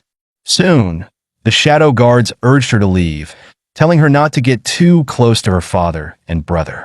All she remembered was that the cotton candy in her hand suddenly seemed tasteless. She asked dejectedly, "Yi Tianming, do you think that if I had been born into an ordinary family, I might have been able to understand the happiness of having family around me?" Yi Tianming never expected that the once proud and aloof version of her could have such a soft side. He gently patted her head, offering a comforting smile. "Once the crisis at the academy is over, if you wish, I have a way to bring you back to your family." She suddenly threw herself into his arms. He, amused, asked, "Aren't you going to doubt me for a moment?" She firmly replied, "As long as it's you saying it, I believe it." On the other side, Huang Tian and Ji Xian had already defeated the black iron-level boss, the Cancer Venom Spider. Huang Tian, with a hint of amusement, remarked, "Impressive, really impressive. Originally, I couldn't understand why the disguised lineage could hold a place in the Assassins' Alliance, which respects the strong. Now I get it. This skill of mimicry can replicate the unique techniques of various professions. It targets the enemy's weaknesses, making it ever-changing and unpredictable, almost impossible to defend against. Then I'm a little curious, given that your Ji family has such good combat strength, why did 4 of your family members die? As the son of the family head, do you have any insider information?" Ji Xian replied indifferently, "This matter is indeed strange. However, according to the family investigation, these 4 did indeed die in the reincarnation secret realm. Their injuries were all caused by savage beasts, and the testimonies of their companions corroborated each other. We couldn't find any discrepancies. It was probably just an accident." Huang Tian chuckled, "As so was an accident." Then, Huang Tian walked over to the Cancer Venom Spider's corpse and quickly cut off one of its claws. Huang Tian softly said, "Look, the pincers of the Cancer Venom Spider secrete potent poison. If I get accidentally injured during the battle and lose my combat ability, you, with your kind nature, would have to protect me while still fighting the beast. Do you think there might be an accident in this situation?" Before he finished speaking, he drove the Cancer Venom Spider's pincer into his own body. For Ji Xian, this scene came too suddenly and was completely unexpected. Meanwhile, outside the door, Yi Tianming was anxiously staring at the entrance. Ji Huanyan asked, What's wrong? Yi Tianming frowned, feeling something was off. This doesn't feel right. It's been so long. Why aren't they out yet? With their strength, the battle should have ended by now. He immediately grabbed Ji Huanyan's hand and decided to go in and check. Once they entered the room, it was eerily quiet, as if the battle had already ended. As they walked further in, they were greeted with a shocking sight. Ji Xian was slumped on the ground, severely injured by the cancer venom spider's pincers, with the spider's corpse lying beside him. Ji Huanyan immediately rushed to Ji Xian, her face full of worry. Yi Tianming approached and inspected Ji Xian's condition, finding that while he was still alive, he was in poor shape. What puzzled him even more was why, facing a level 15 cancer venom spider, Ji Xian was so severely injured. What had really happened here? At this moment, Huang Tian suddenly coughed twice, drawing Yi Tianming's attention. Huang Tian said in a low voice, "It's my fault. I was too careless and got paralyzed by the spider venom, which ended up getting Ji Xian injured. Don't worry about me. The spider leg is still inside Ji Xian's body. If the venom spreads, it'll be too late. Quickly, pull it out." Ji Huanyan, hearing Huang Tian's words, immediately believed him and rushed to pull out the cancer venom spider's pincer from Ji Xian's body. However, Yi Tianming felt something was off and quickly stopped Ji Huanyan from acting. He approached Huang Tian, offering to help him up.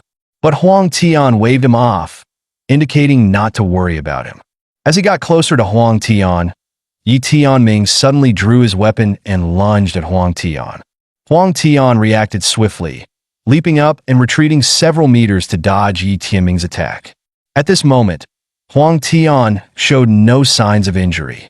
Ji Huanyan, confused, immediately asked Yi Tianming, "What's going on?"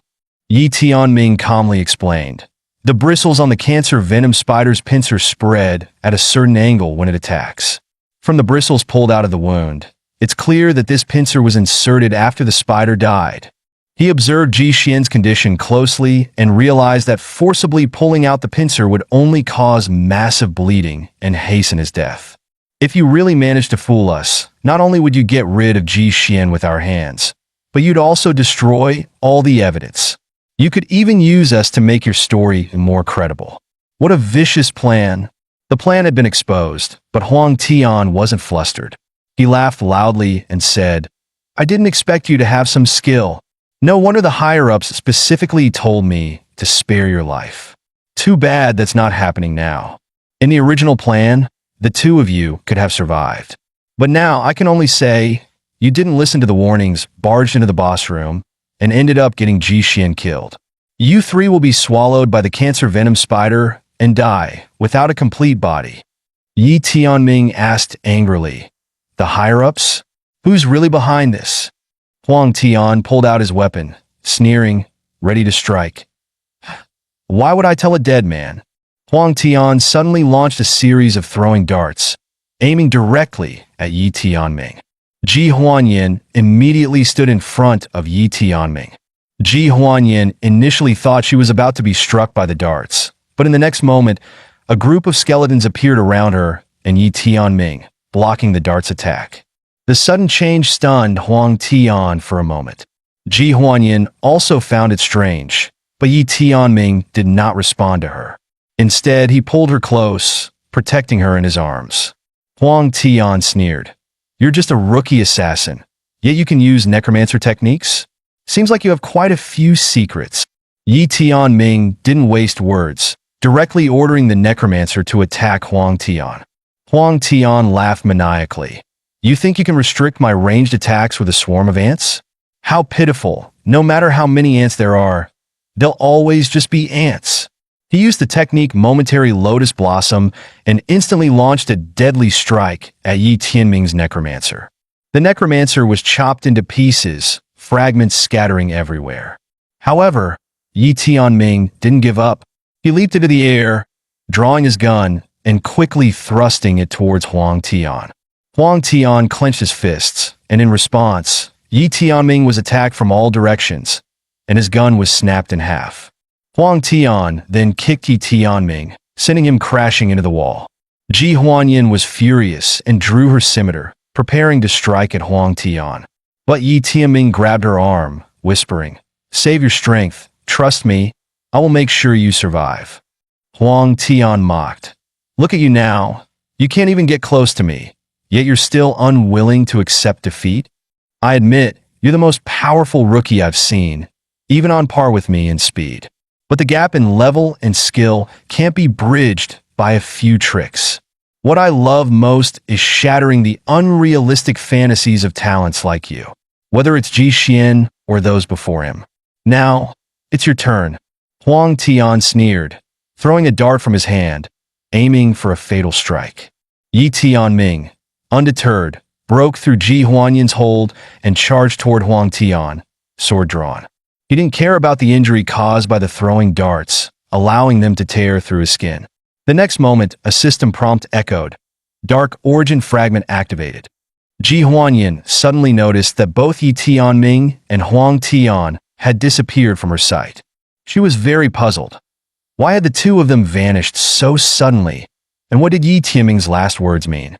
Taken to a strange place, Huang Tian remained arrogant, though confused. "Where is this place? On the brink of death. And you still want to play tricks?" Yi Tianming took out a red gemstone and chuckled. "Cough, cough, Huang Shuzhang, you really don't know what's going on. Does it even matter where we are right now?" System prompt.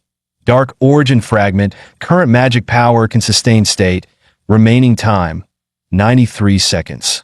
Yi Tianming provocatively said to Huang Tian, "Do you think my companion will just walk away after seeing us disappear? Your actions will soon be known to the outside world. In other words, Huang Shuzhang, you're finished." After hearing this, Huang Tian's face turned an ugly shade. He grabbed Yi Tianming by the collar, confused and angry. "Yi Tianming, what's in it for you by doing this?" Yi Tianming shrugged indifferently, replying, "Well, I'm not going to survive anyway, so pulling down a higher-level Shuzhang before I die isn't a bad deal, right?" Huang Tian looked at the man before him, thinking he was a madman. What should he do now? Ji Huanyin probably hadn't gone too far yet. He still had a chance to catch up with her. He had to quickly trick Yi Tianming into leaving this place. Huang Tian brought his throwing dart close to Yi Tianming, threatening. "Yi Tianming, I underestimated you. Fine, if you end this now, I'll spare your life. Don't you want to know who's behind me? I'll tell you. Otherwise, I'll use everything I have to torture you before you die." Yi Tianming casually replied while holding up the red gemstone. "Not a bad proposal, since you insist as you wish." At the same time, a system prompt appeared. Dark Origin Fragment, current magic power can sustain state, remaining time, 1 second. The next moment, Huang Tian was teleported back to the trial tower, and as soon as he appeared, he was struck in the neck by Ji Huanyin's blade. After being struck, Huang Tian immediately released his grip on Yi Tianming. Ji Huanyin quickly ran over to support Yi Tianming. Struggling on the ground, Huang Tian asked, "Why?" Yi Tianming wiped the corner of his mouth and replied coldly, "Because of your arrogance. I used these injuries to finally gain a chance to get close and execute a perfect coordination with my teammate. You're right, the gap in level and skill isn't something small tricks can overcome, but wisdom can." And just like that, Huang Tian died with regrets. After the crisis was over, Ji Huanyin started bandaging Yi Tianming's wounds. Yi Tianming calmly said, "It's just superficial wounds, nothing serious. It's a shame about my weapon and armor. They got ruined in this battle. But at least I got this momentary lotus, so it wasn't a total loss." At this moment, Ji Huanyin suddenly asked, "Have we met before? How do you understand the secret language I created?"